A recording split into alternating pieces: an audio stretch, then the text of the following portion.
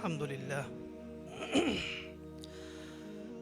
لله نحمده ونستعينه ونستغفره ونستهديه ونعوذ بالله تعالى من شرور أنفسنا وسيئات أعمالنا من يهد الله فلا مضل له ومن يضلل فلا هادي له ونشهد أن لا إله إلا الله وحده لا شريك له جل عن الشريك والشبيه والبديه والكفر والنظير ونشهد أن محمدًا عبد الله ورسوله وصفيه وخليله وخيرته من خلقه وأمينه على وحيه أرسله الله رحمة للعالمين وحجة على العباد أجمعين فهدى الله تعالى به من الضلالة وبصر به من الجهالة وكثر به بعد القلة وأغنى به بعد العيلة فصلوات ربي وسلامه عليه وعلى آله الطيبين وأصحابه الغر الميامين ما اتصلت عين بنظر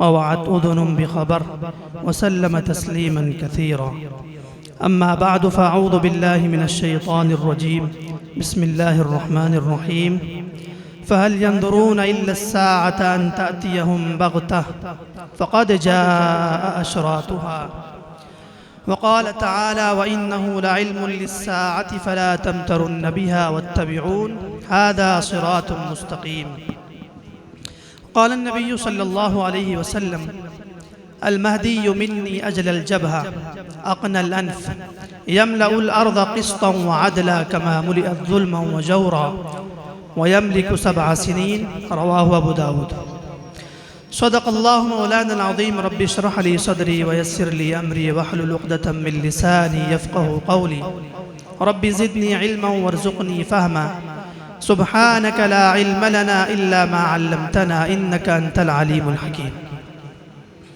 اسٹیج پر جلوہ افروز علماء کرام اور عزیز دوستو، آج کی مجلس عقیدے کے عنوان پر نہایت ضروری اور اہم مجلس ہے۔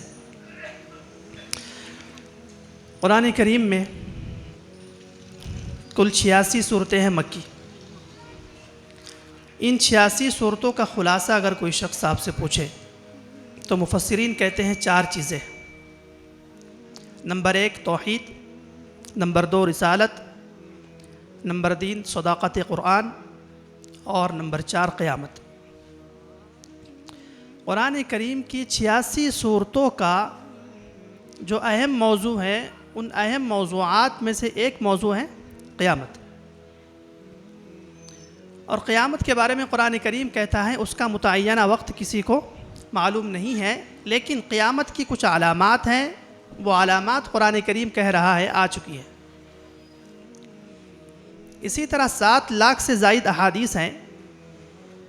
ان 7 لاکھ سے زائد احادیث کا خلاصہ محدثین کہتے ہیں ایک حدیث ہے، جس حدیث کو کہتے ہیں حدیث ام السنہ، حدیث جبرائیل۔ پوری 7 لاکھ احادیث کا خلاصہ۔ اس لیے کہتے ہیں اس حدیث کو کہ اس کے اندر عقائد کے اہم عنوانات رسول اللہ صلی اللہ علیہ وسلم نے بیان فرما دی، اور بہت ساری چیزیں اس میں بیان ہوئی۔ موضوع سے متعلق ہمیں جو بات اس حدیث میں ہے وہ عرض کرنی ہے۔ فرمایا، سوال کرنے والے سائل نے مل ایمان، دوسرا سوال کیا مل احسان، تیسرا سوال کیا مل اسلام، اور چوتھا سوال ہمارے موضوع سے متعلق کیا۔ فرمایا متی الساعہ، سوال کیا کہ قیامت کب آئیں گی؟ تو رسول اللہ صلی اللہ علیہ وسلم نے فرمایا کہ قیامت کا متعینہ وقت کب آئے گی، کس گھڑی میں آئیں گی، کس وقت آئیں گی، کس لمحے آئیں گی، اس کا تو کسی کو علم نہیں ہے۔ تو سائل نے کہا یہ بتا دیجئے کہ قیامت کے آنے سے پہلے کیا کیا نشانیاں ہوگی جس سے ہم جان جائیں گے کہ قیامت قریب ہے؟ تو رسول اللہ صلی اللہ علیہ وسلم نے وہاں 2-3 نشانیاں بیان کی۔ ان تلد الامۃ ربتہا الی آخرہ۔ 7 لاکھ احادیث کا خلاصہ جو حدیث ہے، اس حدیث کا بھی ایک اہم عنوان ہے قیامت اور علامات قیامت۔ پتہ چلا کہ قیامت اور علامات قیامت ہمارے عقیدے کا حصہ ہے، اس لیے ہم آج اس موضوع کو سننے کے لیے جمع ہوئے ہیں۔ قیامت آئے گی قیامت سے پہلے قیامت کی بڑی بڑی علامات آئے گی۔ ہم جس دور میں جی رہے ہیں کیا ہم قیامت کے بڑی علامات کے قریب آ چکے ہیں یا ابھی چھوٹی چھوٹی علامات اور باقی ہیں؟ کتاب الفتن کے علماء کرام کہتے ہیں کہ جس دور میں ہم جی رہے ہیں یہ بڑی علامات کے ظاہر ہونے کا دور شروع ہو چکا ہے، اس لیے کہ مسند احمد میں روایت ہے رسول اللہ صلی اللہ علیہ وسلم نے امت مسلمہ کے 5 دور ذکر فرمائے۔ پہلا دور نبوت کا ختم ہو گیا، دوسرا دور خلفائے راشدین کا ختم ہو گیا، تیسرا دور کاٹ کھانے والی بادشاہتوں کا وہ بھی ختم ہو گیا، 3 دور ختم ہو گئے۔ تیسرا دور بہت چوڑا، بہت لمبا، اس میں خلفائے بنو امیہ گزر گئے، خلفائے بنو عباسیہ گزر گئے، خلفائے عثمانیہ گزر گئے۔ 1924 تک تیسرا دور تھا امت کا۔ پھر فرمایا کہ چوتھا دور امت پر آئے گا جس میں امت مسلمہ پر بے انتہا ظلم ہوگا، ستم ہوگا اور امت بے سہارا ہوگی، مظلوم ہوگی۔ اس دور جبری ظلم و ستم کے دور کے بعد ایک اللہ تعالیٰ دور شروع فرمائیں گا، 5واں دور، وہ ہوگا خلافت علی منہاج النبوہ کا۔ علماء کرام کہتے ہیں کتاب الفتن کے کہ ہم اس وقت چوتھے دور میں، دور جبری میں، جبر و ستم کے دور میں جی رہے ہیں، اور یوں سمجھ لیجئے کہ چوتھا دور ختم ہونے کے قریب ہے، اور 5واں دور جو حضرت امام مہدی رضی اللہ تعالی عنہ کا ہے اور حضرت عیسیٰ علی نبینا علیہ الصلاۃ والسلام کا ہے، وہ دور کسی بھی وقت شروع ہو سکتا ہے۔ لیکن وہ دور کب شروع ہوگا، کیسے شروع ہوگا، اس کے لیے احادیث میں علامات بیان کی گئی ہے۔ چنانچہ امام مہدی رضی اللہ تعالی عنہ سے متعلق احادیث میں تفصیل کے ساتھ صحیح احادیث میں رسول اللہ صلی اللہ علیہ وسلم نے مکمل تعارف، شخصی تعارف، زمانی تعارف، مکانی تعارف اور سیاسی تعارف مکمل طور پر بیان کر دیا ہے۔ آج ہم کچھ امام مہدی رضی اللہ تعالی عنہ کا تعارف ذکر کرتے ہیں۔ سب سے پہلے ہم امام مہدی کا شخصی تعارف آپ حضرات کے سامنے پیش کرتے ہیں، جس سے ہم لوگ انشاءاللہ کسی دھوکے باز کے دھوکے میں نہیں آئیں گے۔ جس انسان کو یہ شخصی تعارف یاد ہو جائے گا وہ کبھی بھی کسی دھوکے باز اور کسی جعلی بدعقیدہ آدمی جو ہمارے عقیدہ اور ایمان کو لوٹنا چاہتا ہے اس کے چنگل میں نہیں آئے گا۔ تعارف انسان کا ہوتا ہے نام سے۔ ابو داؤد شریف کی روایت میں رسول اللہ صلی اللہ علیہ وسلم نے فرمایا کہ امام مہدی رضی اللہ تعالی عنہ کا نام میرے نام کی طرح ہوگا، یواطی اسمہ اسمی، کہ اس کا نام میرے نام کی طرح ہوگا۔ آپ صلی اللہ علیہ وسلم کا نام محمد، تو امام مہدی رضی اللہ تعالی عنہ کا نام بھی محمد ہوگا۔ فرمایا میرے والد کا جو نام ہے وہی نام امام مہدی رضی اللہ تعالی عنہ کے والد کا نام ہوگا۔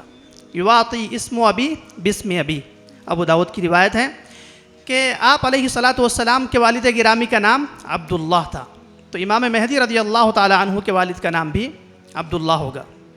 اب یہ نام بن رہا ہے، اس نام کو آپ نے یاد رکھنا ہے، محمد بن عبداللہ۔ انسان کا جو بیٹا ہوتا ہے، بیٹے کے نام کی وجہ سے بھی انسان کا ایک نام بنتا ہے۔ جیسے کسی کے بیٹے کا نام محمد ہو تو اس کے والد کو کہتے ہیں عربی میں ابو محمد۔ کسی کے بیٹے کا نام قاسم ہو تو اس کے والد کو کہتے ہیں ابو القاسم۔ احادیث میں امام مہدی رضی اللہ تعالی عنہ کی 2 قسم کی کنیات آئی ہیں۔ ایک تو ان کے بیٹے کا نام ہوگا محمد، ایک تو ان کے بیٹے کا نام ہوگا عبداللہ۔ تو اس عبداللہ بیٹے کی وجہ سے امام مہدی رضی اللہ عنہ کو ابو عبداللہ کہیں گے، اور ایک بیٹا قاسم ہوگا تو اس وجہ سے امام مہدی رضی اللہ عنہ کو ابو القاسم کہیں گے۔ اور یاد رکھنا یہ جو کنیت ہے بیٹے کی طرف نسبت، اس کو نام سے پہلے استعمال کرتے ہیں، چنانچہ نام ان کا بنے گا ابو عبداللہ محمد بن عبداللہ۔ اسی طرح امام مہدی رضی اللہ تعالی عنہ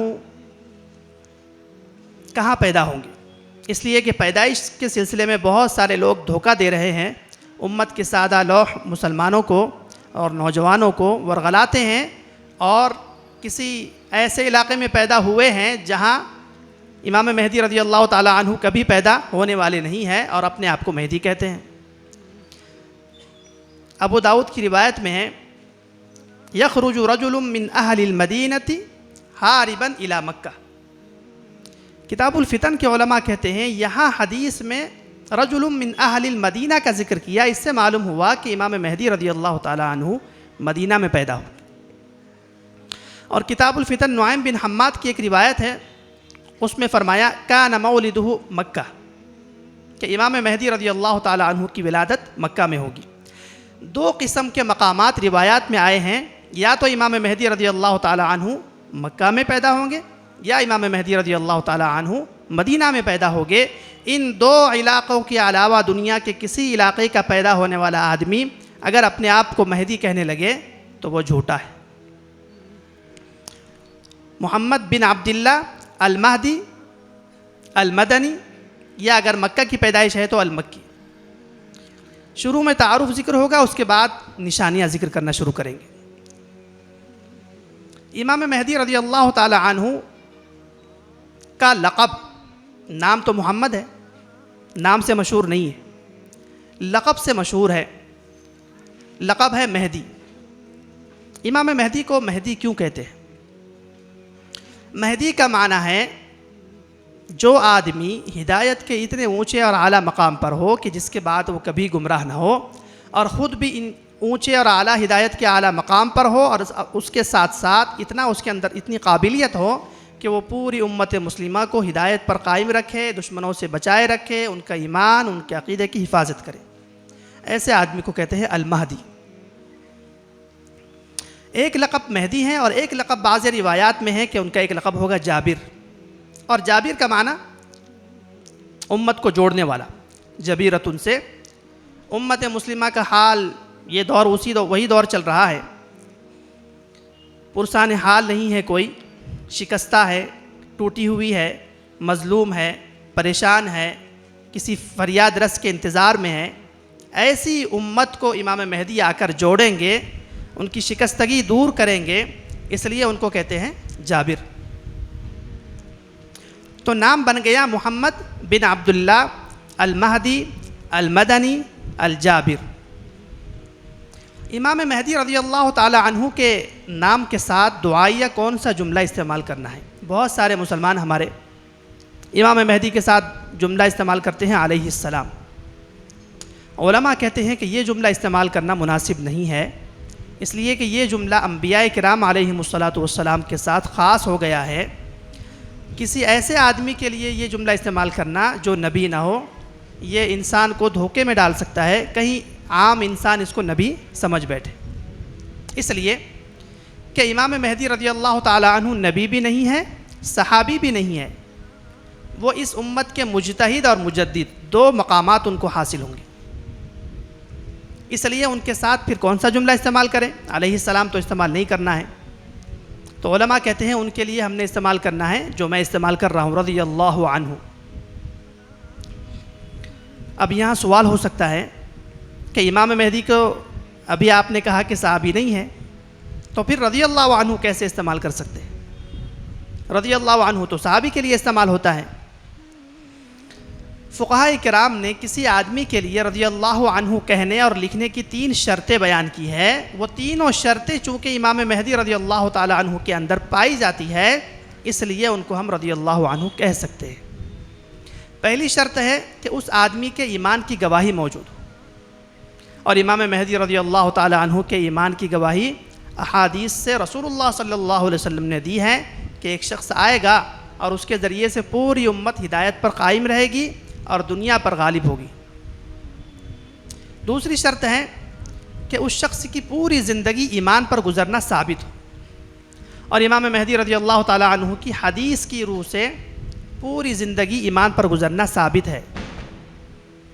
اور تیسری شرط ذکر کی کہ اس آدمی کا ایمان پر خاتمہ بھی ثابت ہو. امام مہدی رضی اللہ تعالی عنہ کے بارے میں آپ علیہ السلام نے فرمایا کہ حضرت عیسیٰ علیہ السلام کے زمانے میں ان کی وزارت کرتے ہوئے ان کا انتقال ہوگا، اور حضرت عیسیٰ علیہ السلام ابھی تفصیل آئے گی، حضرت عیسیٰ علیہ السلام ان کی نماز جنازہ پڑھائیں گے اور بیت المقدس میں ان کو دفن کیا جائے گا. تو چونکہ امام مہدی کے اندر رضی اللہ عنہ کی تینوں شرطیں پائی جاتی ہے، اس لیے ہم ان کو رضی اللہ عنہ کہہ سکتے ہیں. اسی طرح کیا امام مہدی کو امام کہہ سکتے ہیں؟ تو یاد رکھنا ہے کہ امام مہدی رضی اللہ تعالی عنہ کو ہم امام کہہ سکتے ہیں، لیکن ہم جو امام مہدی کو امام کہہ رہے ہیں وہ امام ان لوگوں کا امام نہیں ہے جو ایران والے ہیں، کیونکہ وہ تو امام کا مطلب لیتے ہیں معصوم، انبیاء سے بڑھ کر کوئی چیز، اور ہم امام مہدی رضی اللہ عنہ کو امام اس لیے کہتے ہیں کہ حضرت عیسیٰ علیہ السلام جب تشریف لائیں گے آسمان سے تو امام مہدی رضی اللہ تعالی عنہ ان کی ایک نماز میں امامت فرمائیں گے، اور ایک مجتہد اور مجدد کے لیے یہ بہت بڑی سعادت ہے کہ کوئی نبی اس کے پیچھے نماز پڑھے اور وہ امام بنے، اس لیے ہم ان کو امام کہتے ہیں۔ اسی طرح ایک امام کا معنی ہوتا ہے رہبر، جیسے امام ابو حنیفہ ہے، امام شافعی ہے، امام مالک ہے، امام احمد بن حنبل ہے، تو ان لوگوں کو جیسے ہم امام کہتے ہیں بمعنی کوئی رہبر ہے، دین پر چلانے والا ہے، ایسے ہی امام مہدی بھی چونکہ رہبر رہیں گے اس لیے ہم ان کو امام کہہ سکتے ہیں۔ یہاں تک تو تعارف ہوا ہے، شخصی تعارف، کہ نام محمد ہے، والد کا نام عبداللہ ہے، جائے پیدائش مدینہ یا مکہ ہے، کنیت ابو عبداللہ اور ابو القاسم ہے، لقب المہدی اور الجابر ہے۔ اب سوال پیدا ہوتا ہے کہ کیا ہم اس وقت اس دور میں ہیں جس دور میں امام مہدی رضی اللہ تعالی عنہ تشریف لانے والے ہیں؟ تو ایک حدیث تو مسند احمد کی ذکر کی کہ امت کے 5 دور آپ علیہ السلام نے ذکر فرمائے، ہم چوتھے دور کے آخر میں ہیں، اور 5واں دور کس کا ہے؟ امام مہدی کا اور حضرت عیسیٰ علیہ السلام کا ہے۔ اب کچھ علامات ذکر کرتے ہیں جو صحیح روایات میں آئی ہیں، ان علامتوں پر غور کرنے سے معلوم ہوتا ہے کہ ہم امام مہدی رضی اللہ تعالیٰ عنہ کے دور میں ہیں، جو سچے مہدی ہیں اس کے دور میں ہیں۔ پہلی علامت، اس کو کہتے ہیں علامات زمانیہ، کہ امام مہدی رضی اللہ تعالیٰ عنہ جس وقت تشریف لائیں گے، تشریف لانے سے پہلے کچھ علامات ظاہر ہونا شروع ہو جائے گی۔ حدیث شریف میں ہے، یبعث المہدی، مسند احمد کی روایت ہے، یبعث المہدی علی اختلاف من الناس وزلازل۔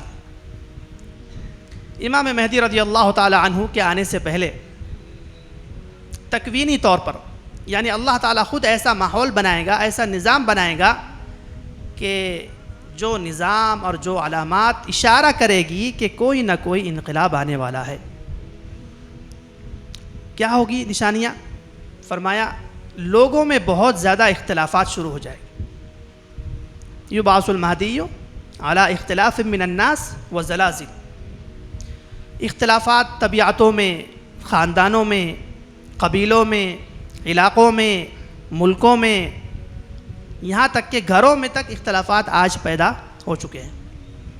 اسی طرح بعض روایات میں ہے کہ امام مہدی رضی اللہ تعالی عنہ کے تشریف لانے سے پہلے مہنگائی عام ہو جائے گی، بے روزگاری بھی عام ہو جائے گی۔ پڑھا لکھا طبقہ جن کے پاس ڈگریاں ہیں اور ان کو نوکری نہیں ملتی، بے روزگاری بھی عام ہو گئی، لاک ڈاؤن کے بعد سے تو معلوم ہو گیا سب کو، اور غربت بھی عام ہو گئی۔ یہ تو ہیں علامات تکوینی۔ سیلاب بہت زیادہ آنا شروع ہو جائیں گے۔ دوسری علامت، زلزلے کثرت سے آنا شروع ہو جائیں گے۔ ابھی حال ہی میں دنیا کے مختلف علاقوں میں زلزلے آئے، اور بارش کے موسم میں سیلاب آئے تھے، پڑوسی ملکوں میں آیا، دوسرے علاقوں میں بھی بہت زیادہ سیلاب آئے، سیلاب آئیں گے۔ اور سب سے بڑی بات، موسم اپنے وقت کا موسم نہیں رہے گا۔ چنانچہ ابھی گرمی کا موسم ہے اور باہر کیا ہو رہی ہے؟ بارش، بے موسم کی بارشیں ہونا شروع ہو جائے گی۔ یہ ساری علامات بتا رہی ہے کہ ہم ایسے دور میں آ چکے ہیں جو دور امت مسلمہ کے لیے خیر کا ہو سکتا ہے۔ اسی طرح ایک حدیث ہے، علامات زمانیہ شروع کرتے ہیں۔ ان علامتوں سے آپ اندازہ لگائیں گے کہ بہت ساری نشانیاں ظاہر ہو گئی، لیکن چونکہ ہمارے پاس اتنا علم نہیں ہے کتاب الفتن کا، اس لیے ہم ناواقف ہیں۔ فرمایا سیعوذ بمکۃ عائذ فیقتل ثم یمکث الناس برہۃ من دہرہم ثم یعوذ عائذ آخر فإن أدركته فلا تغزونه فإنه جيش الخصم۔ فرمایا کہ ایک شخص جھوٹا مہدی مکۃ المکرمہ میں داخل ہوگا اپنے آپ کو مہدی سمجھ کر، اور 2-3 دن میں قتل ہو جائے گا۔ اس کے بعد لوگ ایک زمانے تک انتظار کریں گے، اور اس کے بعد سچا مہدی ظاہر ہوگا۔ آپ علیہ السلام نے فرمایا کہ اے مخاطب، وہ جو دوسرا آدمی آ جائے نا تو کبھی اس کی مخالفت مت کرنا، اس لیے کہ اس کے خلاف جو لشکر آئے گا وہ زندہ زمین میں دھسا دیا جائے گا۔ تو یہ جو حدیث ہے، اس حدیث کا من وعن واقعہ ہو چکا ہے 1979 میں 1979 1979 میں ایک شخص تھا جس کا نام تھا جوہیمان، اس کے سالے کا نام تھا محمد بن عبداللہ۔ یہ نیک لوگ تھے، علماء کی صحبت یافتہ تھے۔ ان کو خیال ہوا کہ حکومت جزیرۃ العرب کی اللہ کی نافرمان ہے، یہ اللہ کے قوانین نافذ نہیں کرتے ہیں، یہ اللہ کے باغی ہے، یہاں عریانی عام ہو رہی ہے۔ تو ان کے دل میں یہ خیال ہوا کہ شاید یہی دور ہے امام مہدی کا۔ یہاں یہ بات بھی یاد رکھنا ہے کہ جو بھی نشانی حدیث سے بیان ہو رہی ہے وہ نشانی من وعن ہو چکی ہے، اس کا دعویٰ کوئی نہیں کر سکتا۔ یہ بات جو ہم ذکر کریں گے وہ حتمی اور یقینی نہیں ہے، گمان ہے کہ ہو سکتا ہے یہ ساری علامات اس طرح ہو رہی ہے، اور یہ بھی ہو سکتا ہے کہ اسی طرح کی علامات بعد میں کبھی ہو جائے۔ تو ایک آدمی محمد بن عبداللہ نام کا، اس کے ساتھ اس کا بہنوئی جوہیمان عتیبی، یہ دونوں اور ان کے چند لوگ حرم شریف میں داخل ہوئے 1979 20 نومبر یکم ہجری 1400۔ فرمایا کہ جب یہ داخل ہوئے، انہوں نے وہاں کے جو بیت اللہ ہے اس کے مائک کے سسٹم کو اپنے قبضے میں لے لیا اور اعلان کر دیا کہ ہم حق پرست ہے، اور یہ آدمی جو ہمارے ساتھ ہے محمد بن عبداللہ اس کا نام ہے، یہ مہدی ہے، اور یہ جو حکومت ہے یہ اللہ کی نافرمان ہے۔ جیسے ہی اعلان کیا، حکومت تو بہت طاقتور چیز ہے، حکومت نے ان کا گھیراؤ کر دیا، اور حدیث کے مطابق تیسرے دن وہ قتل کر دیے گئے۔ حدیث کہہ رہی ہے سیعوذ بمکۃ عائذ فیقتل، فا تعقیب کے لیے کہ ایک آدمی اپنے آپ کو مہدی سمجھ کر حرم شریف میں آئے گا، اور اسی بات کو دوسری حدیث میں فرمایا یبایع لرجل ما بین الرکن والمقام ولن یستحل الحرم الا اہلہ، کہ ایک آدمی جھوٹا مہدی حرم شریف میں آئے گا اور حرم والے ہی حرم شریف میں خون خرابہ کریں گے۔ اور اس کے بعد فرمایا فلا تسأل عن ہلاکت العرب، کہ جب یہ واقعہ ہو جائے تو عرب کی ہلاکت کا اور عرب کی آزمائش کا مت سوال کر، بہت خطرناک آزمائشیں شروع ہو جائے گی۔ چنانچہ جھوٹا مہدی آیا اور عرب والوں نے اس کو حرم میں ہی قتل کر دیا۔ اب اس جھوٹے آدمی کی سب سے بڑی غلطی کیا تھی، یہ یاد رکھنا ہے۔ ان کی سب سے بڑی غلطی یہ تھی کہ یہ ہتھیار کے ساتھ مسلح ہو کر وہاں داخل ہو گئے تھے، اور جو سچے مہدی ہوں گے حدیث میں ہے کہ جب وہ بیعت کریں گے تو بیعت کرتے ہوئے کسی سونے والے کی نیند بھی خراب نہیں ہوگی، وہ بالکل امن پرست ہوں گے اور کسی کی نیند بھی خراب نہیں ہوگی، اتنی آہستگی سے وہ بیعت کریں گے، اور ان کے پاس کسی قسم کی کوئی اوزار وغیرہ نہیں ہوں گے۔ اب جھوٹا مہدی آ کر چلا گیا، حدیث کہہ رہی ہے ثم یمکث الناس برہۃ من دہرہم، پھر لوگ ایک لمبا زمانہ انتظار کریں گے، ثم یعوذ عائذ آخر، اور پھر دوسرا مہدی آئے گا۔ 1979 سے اب تک تقریباً 44 سال ہو گئے، یہ برہا چل رہا ہے، زمانہ انتظار کا چل رہا ہے۔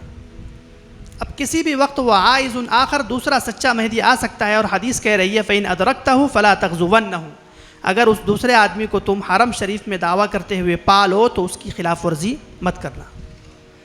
یہ ایک علامت ہو گئی۔ دوسری علامت ابو داؤد شریف کی ہے، فرمایا ستصالحون الروم صلحا آمنا وتغزون انتم وهم عدوا من ورائکم،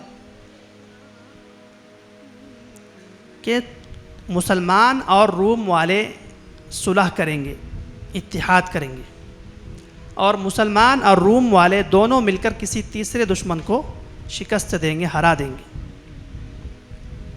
جب جیت ہو جائیں گی مسلمانوں کی اور روم والوں کی تو روم والے کہیں گے غلب الصلیب، کہ جیت تو ہم نے دلوائی، اور مسلمانوں میں سے ایک غیرت مند آدمی کہیں گا بل اللہ غلب، کہ اللہ رب العزت نے ہمیں فتح دلائی۔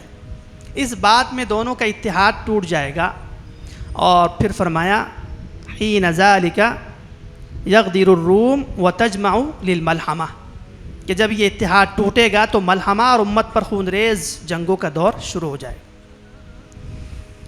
اب میں اشارہ کرتا ہوں 1980 سے 1990 تک روم والوں کا اور مسلمانوں کا اتحاد ہوا، اور روم والوں نے اور مسلمانوں نے مل کر روس کو شکست دی، اور اس کے بعد روم والوں نے اعلان کیا کہ جیت تو ہم نے کروائی، اور ایک غیرت مند مسلمان نے کہا کہ جیت ہم نے کروائی۔ اس طرح مسلمانوں پر 1990 سے خوب خطرناک قسم کی جنگیں مسلط کر دی گئی اور مسلمان بے سہارا ہو گئے۔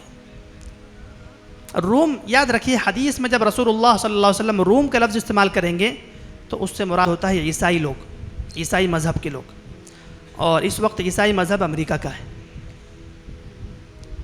یہ علامت بھی ممکنہ حد تک ظنی بات ہے، یقینی بات نہیں ہے، یہ علامت تقریباً ہو چکی ہے، ممکن ہے اس طرح کی اور بھی آئندہ ہو، لیکن اس طرح کا اتحاد روم والوں کا اور مسلمانوں کا کبھی نہیں ہوا جنہوں نے مل کر کسی تیسرے دشمن کو شکست دی ہو۔ یہی علامت بتا رہی ہے کہ ہم جس دور میں داخل ہے یہ امام مہدی رضی اللہ عنہ کا دور ہے، کیونکہ ملحمہ کا جو بھی دور ہے وہ امام مہدی کا ہی دور ہے۔ ایک اور حدیث ہے، مسلم شریف کی صحیح حدیث ہے، فرمایا یوشک اہل الشام اللہ یجبا الیہم قفیز ولا درہم، کہ ایک وقت آئے گا شام والوں پر کہ ان کے پاس کھانے پینے کے لیے کوئی چیز دنیا کے کسی علاقے سے نہیں پہنچے گی، یعنی دنیا والے ان کا بائیکاٹ کر دیں گے۔ صحابی نے پوچھا من این ذاک، یہ بائیکاٹ کون کرے گا؟ تو آپ صلی اللہ علیہ وسلم نے فرمایا من قبل العجم، کہ عجم کے لوگ یہ بائیکاٹ کریں گے۔ مسلم شریف کی روایت۔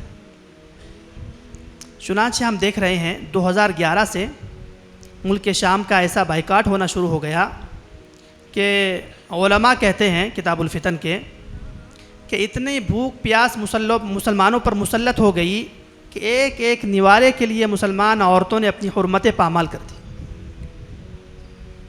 اور جو ظلم وہاں پر برپا ہوا ہے اس کا تو کوئی ذکر نہیں۔ اسی حدیث میں فرمایا یوشک اہل العراق اللہ یجبا الیہم قفیز ولا دینار، کہ اہل عراق پر بھی ایک دور ایسا آئے گا کہ ان کا بائیکاٹ ہوگا، کھانے کا ایک نوالا ان تک نہیں پہنچے گا۔ چنانچہ 1990 سے 2003 تک عراق کا بھی بائیکاٹ ہو گیا۔ یہ صحیح روایات میں علامات ہیں۔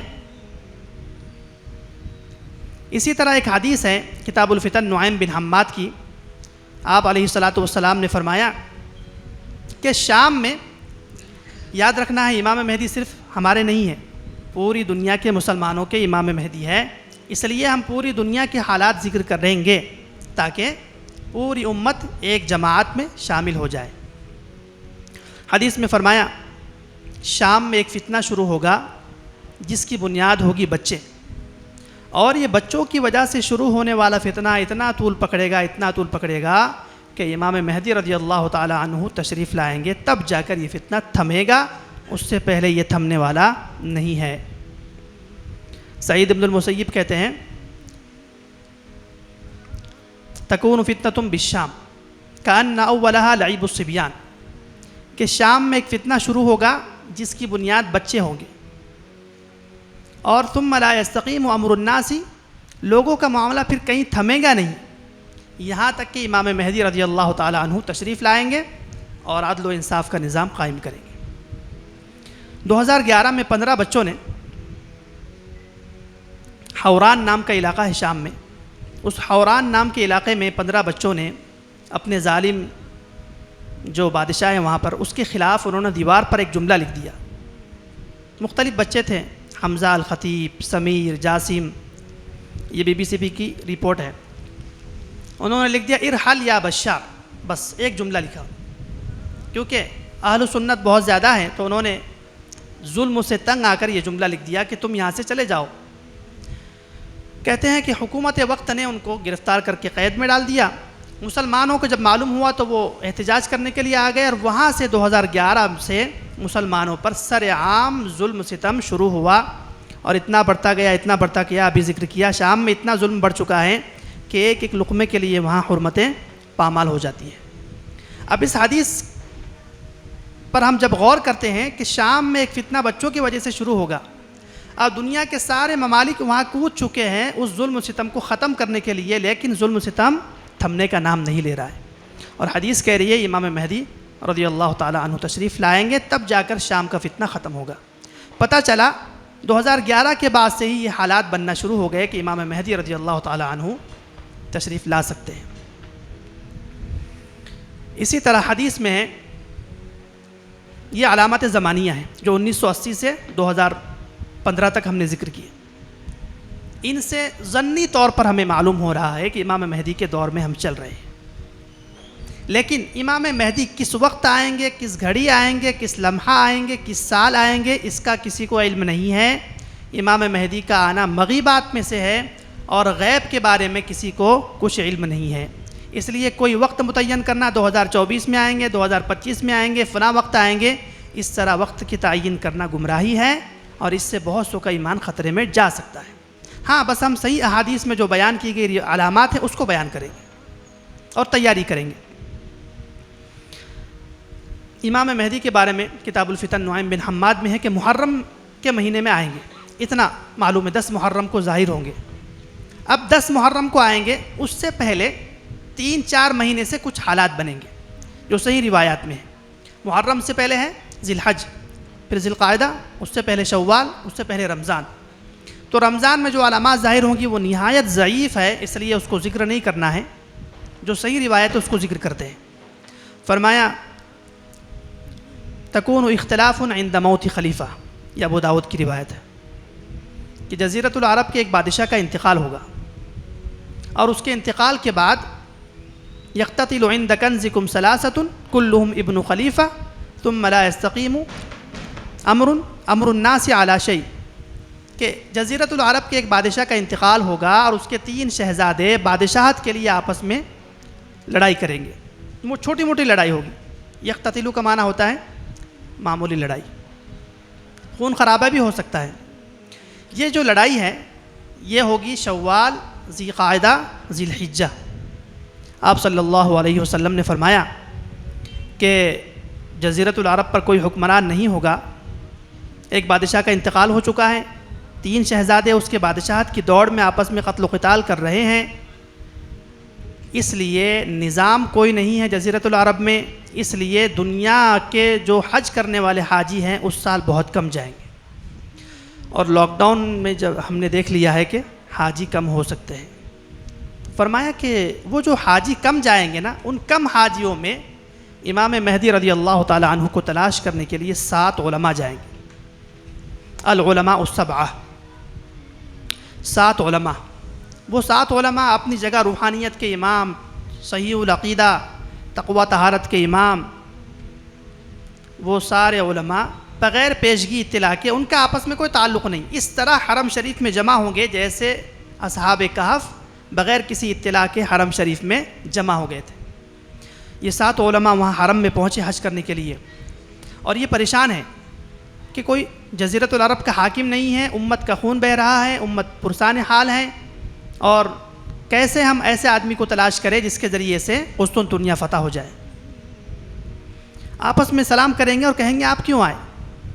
وہ کہیں گے کہ ہم تو اس شخص کو تلاش کرنے کے لیے آئے ہیں، اس کے بارے میں آپ علیہ السلام نے فرمایا کہ وہ آ کر امت کے حالات درست کرے گا۔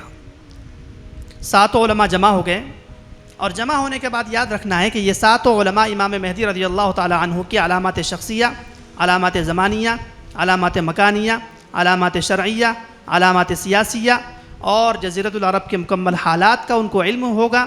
ایسا نہیں کہ وہ کسی جگہ کے سجادہ نشین ہو، نہیں، وہ دنیا کے حالات پر نظر رکھنے والے 7 علماء ہو۔ پہنچ گئے جزیرۃ العرب میں، اور 7 کی نظر ایک آدمی پر پڑ گئی، اور کہنے لگے ان کا نام محمد ہے، والد کا نام عبداللہ ہے. بہت ضعیف روایت میں والدہ کا نام آمنہ بھی آیا ہے. پیدائش ان کی مدینہ کی ہے. خاندان ان کا حضرت علی فرماتے ہیں کہ حضرت حسن کے خاندان میں سے امام مہدی تشریف لائیں گے تو خاندان ان کا ہاشمی ہے. وہ 7 علماء ایک بندے کو متعین کریں گے اور یہ 7 علماء جمع ہو کے اس بندے کے پاس جائیں گے. اب ان کا چہرہ بشرہ اسی طرح ہوگا. فرمایا اقن الانف، درمیانہ ناک ہوگی، اعلی الجبہہ، پیشانی کشادہ ہوگی، گندمی رنگ ہوگا. صفات میں تو آپ صلی اللہ علیہ وسلم کے جیسے ہی ہوگے، لیکن شکل و شباہت میں آپ علیہ السلام جیسے نہیں ہوں گے. چلے گئے اور ان کے پاس کہا کہ حضرت علامات سے تو احادیث کی ایسا لگتا ہے کہ آپ ہی وہ شخصیت ہیں جس کی آپ علیہ السلام نے پیشن گوئی فرمائی. آپ ہاتھ بڑھائیے، ہم بیعت کرنا چاہتے ہیں. کہتے ہیں اتنی بات سنیں گے امام مہدی اور فوراً اپنا ہاتھ جھٹک دیں گے اور کہیں گے میں مہدی نہیں ہوں، انا من الانصار، میں دین کا چھوٹا موٹا ناصر اور خادم آدمی ہوں بھائی، میں مہدی نہیں ہوں. یہ کہہ کے پیچھے ہٹیں گے اور فوراً وہاں سے چلے جائیں گے. اس حدیث سے معلوم ہوا کہ جو آدمی خود دعویٰ کرے کہ میں مہدی ہوں وہ جھوٹا ہے، سچا نہیں ہے. کیونکہ امام مہدی جو سچے ہوں گے وہ کبھی دعویٰ نہیں کریں گے. علماء ان سے درخواست کریں گے پھر بھی وہ انکار کر دیں گے. یہ علماء اپنے حج کے افعال میں، ارکان میں مصروف ہو گئے. امام مہدی وہاں سے نکلے مکہ سے اور مدینہ چلے گئے. مدینہ کے رہنے والے ہیں تو ان 7 علماء نے سوچا کہ چلو روضے کے پاس جا کر تلاش کرتے ہیں. یہ 7 علماء وہاں سے نکلیں گے اور مدینہ آئیں گے. مدینہ پہنچ کر پھر ان 7 علماء کی اس بندے پر نظر پڑ گئی. انہوں نے کہا کہ علامات سے تو ہم کو ایسا ہی لگ رہا ہے یہی بندہ ہے، انکار بھی کرتے ہیں، چلو پھر ایک درخواست کرتے ہیں. پھر یہ 7 لوگ مل کر کہنے لگے کہ حضرت ایسا نہ کرو یار، امت مسلمہ کا حال دیکھو کیسی بدحال ہے، کتنا ظلم ہے، کتنا فساد ہے، اور علامات سے ہمیں لگتا ہے کہ آپ ہی وہ شخصیت ہیں. پھر انکار کر دیں گے اور کہیں گے انا من الانصار، میں دین کا خادم ہوں، میں مہدی نہیں ہوں. سوال پیدا ہوتا ہے کہ جب وہ آدمی مہدی ہے، ان کی علامات بیان ہو رہی ہے حدیث میں، تو وہ انکار کیوں کرتے ہیں؟ اس کی 2 وجہ ہے. ایک وجہ تو ہے حدیث میں، ابن ماجہ کی روایت ہے کہ آپ علیہ السلام نے فرمایا المہدی منا اہل البیت یصلحہ اللہ فی لیلۃ، کہ امام مہدی کو خود یقینی طور پر اپنے بارے میں علم نہیں ہوگا کہ میں مہدی ہوں. گمان ہو سکتا ہے، یقینی طور پر ان کو اپنے بارے میں علم نہیں ہوگا. ایک رات میں اللہ رب العزت وہ استعداد، وہ صلاحیت، وہ طاقت جس سے امت کو بھی جوڑیں گے اور اللہ کے دشمنوں سے مقابلہ بھی کریں گے، وہ ایک رات میں ودیعت فرمائیں گا، ان کے سینے میں ڈالیں گا، الہام کریں گا. اس لیے ان کو پتہ نہیں ہے، اس لیے وہ انکار کر رہے ہیں. ایک بات. اور دوسری وجہ، یہ کان کھول کر سننا ہے، دوسری وجہ امام مہدی انکار اس لیے کریں گے کہ دنیا کے جتنے اللہ کے دشمن ہیں ان کے دشمن ہوں گے اور وہ ان کو تلاش کر رہے ہوں گے، اور ان کو ڈر ہوگا کہ کہیں حکومت وقت کی نظر پڑ گئی تو میں پکڑا جاؤں گا. اس لیے پہلی ملاقات میں جیسے ہی انہوں نے کہا آپ مہدی ہیں، وہاں سے بھاگے. وہ بھاگے کیوں؟ کہ کہیں کسی کی نظر میں نہ آ جاؤں. ایسا نہیں ہوگا کہ لوگ ان کا استقبال کریں گے اور ان کے پھول کے ہار ڈالیں گے، نہیں، بہت مشقت میں بہت زیادہ ان پر نظر ہوگی دنیا کے اللہ کے دشمنوں کی. یہاں سے بھی وہ مدینہ سے نکل کے چلے گئے، مکہ چلے گئے. اب یہ 7 علماء تیسری مرتبہ مکہ گئے. چلو ایک آخری مرتبہ تلاش کرتے. 7 علماء وہاں پہنچے تو دیکھا کہ وہی آدمی جس سے 2 مرتبہ ملاقات ہو چکی ہے، وہ آدمی غلاف کعبہ پکڑ کے رو رہا ہے اور اللہ سے دعا کر رہا ہے کہ الہ العالمین، میں ایک کمزور سا بندہ ہوں، میرے ساتھ تو کوئی نہیں ہے، اور آپ نے اتنی اونچی اور اعلیٰ ذمہ داری میرے کندھوں پر ڈال دی، اور دنیا کے سارے اللہ کے دشمن میرے دشمن ہیں، مجھ پر نظر گاڑے ہوئے ہیں، میں کیسے اس ذمہ داری کو نبھا سکتا ہوں؟ یا اللہ اپنی توفیق سے ہی اور اپنے فضل سے ہی آپ یہ کام مجھ سے لے لیجئے، میں تو کرنے سے رہا. وہاں کہتے ہیں یہ علماء تیسری مرتبہ جا کر ان کا گریبان پکڑیں گے اور کہیں گے اثمنا علیک، کہ اگر تیسری مرتبہ آپ نے بیعت نہیں لی تو قیامت کے دن اللہ کے دربار میں ہم آپ کی شکایت کریں گے اور جتنا امت مسلمہ کا خون بہہ رہا ہے آپ کی گردن پر ہوگا۔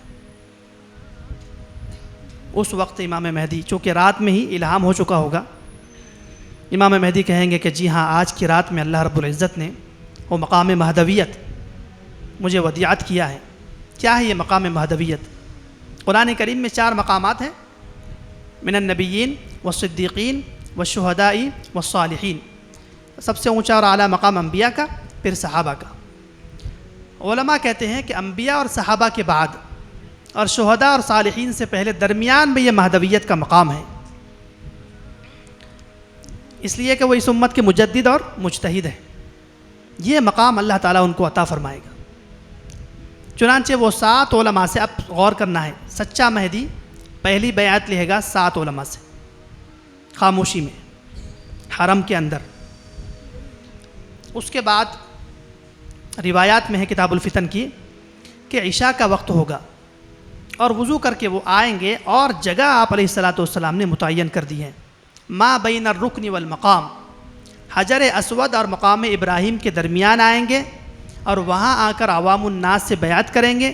چونکہ اس سال افراتفری کا عالم ہے، حاجی حج کرنے کم آئے ہوئے ہیں، اس لیے ان کے ہاتھ پر عوام الناس میں سے جو بیعت کرنے والے ہیں وہ صرف 313 ہو گئے، من عدت اصحاب بدر، جتنے بدر میں صحابہ تھے اتنے لوگ ہو گئے۔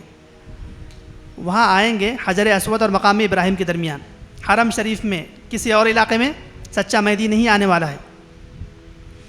بیعت کے الفاظ المعجم الکبیر میں، المعجم الاوسط میں تفصیل کے ساتھ ذکر کیا۔ خلاصہ یہ ہے کہ وہاں آ کر تقریر کریں گے، اور تقریر کرتے ہوئے کہیں گے کہ میں دنیا کی بدعتوں کو ختم کرنے والا، اور جو اللہ نے قوانین مجھے دیے ہیں ان کو نافذ کرنے والا، بدعات کو ختم کرنے والا، اللہ کے قوانین کو نافذ کرنے والا، اور اللہ کے دشمنوں سے مقابلہ کرنے والا ہوں۔ کیا تم لوگ میرے ہاتھ پر موت کی بیعت کرتے ہو؟ وہ 313 لوگ ان کے ہاتھ پر موت کی بیعت کر لیں گے، اور وہ 313 اور وہ 7 علماء 320 لوگ ہو گئے۔ اب سوال ہوتا ہے کہ 320 لوگوں نے بیعت کی تو چھوٹا موٹا واقعہ ہے، بالفرض اگر ہم اس وقت اورنگ آباد میں رہتے ہیں تو کیسے ہمیں معلوم ہوگا کہ امام مہدی آ چکے ہیں، بیعت ہو چکی ہے؟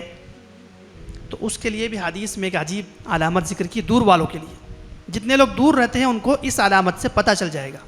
اور اب تک کے جو گفتگو ہوئی ہے، آپ کو اگر وہ علامات مکمل یاد نہ رہے، اول تو یاد ہونا چاہیے، لیکن اگر یاد نہ رہے، اتنی ایک علامت آپ نے یاد رکھنی کہ جیسے ہی وہ 313 لوگوں کو، 320 لوگوں کو لے کر چلیں گے، حدیث میں ہے کہ شام میں ایک منافق شخص ہوگا۔ وہ منافق شخص امام مہدی کا چرچا سنتے ہی ایک لشکر امام مہدی کے خلاف بھیجے گا، جس لشکر کی تعداد ہوگی 12,000۔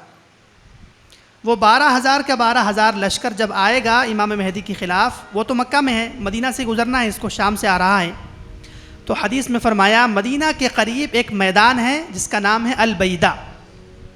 بیدہ نام کے چٹیل میدان میں وہ 12,000 کا لشکر جب پہنچیں گا، مکمل 12,000 کا لشکر مع ساز و سامان زندہ زمین میں دھنسا دیا جائے گا۔ اب 12,000 کا لشکر آ گیا اور زندہ زمین میں دھنسا دیا گیا، تو ایسا تو نہیں ہوگا میڈیا ختم ہو گیا ہوگا۔ میڈیا میں جتنے لوگ ہیں سب اس کو کیا کریں گے؟ کوریج کریں گے، اور یہ واقعہ پوری دنیا کے مسلمانوں کو پتہ چل جائے گا، کسی بھی آلے سے، کسی بھی ذریعے سے۔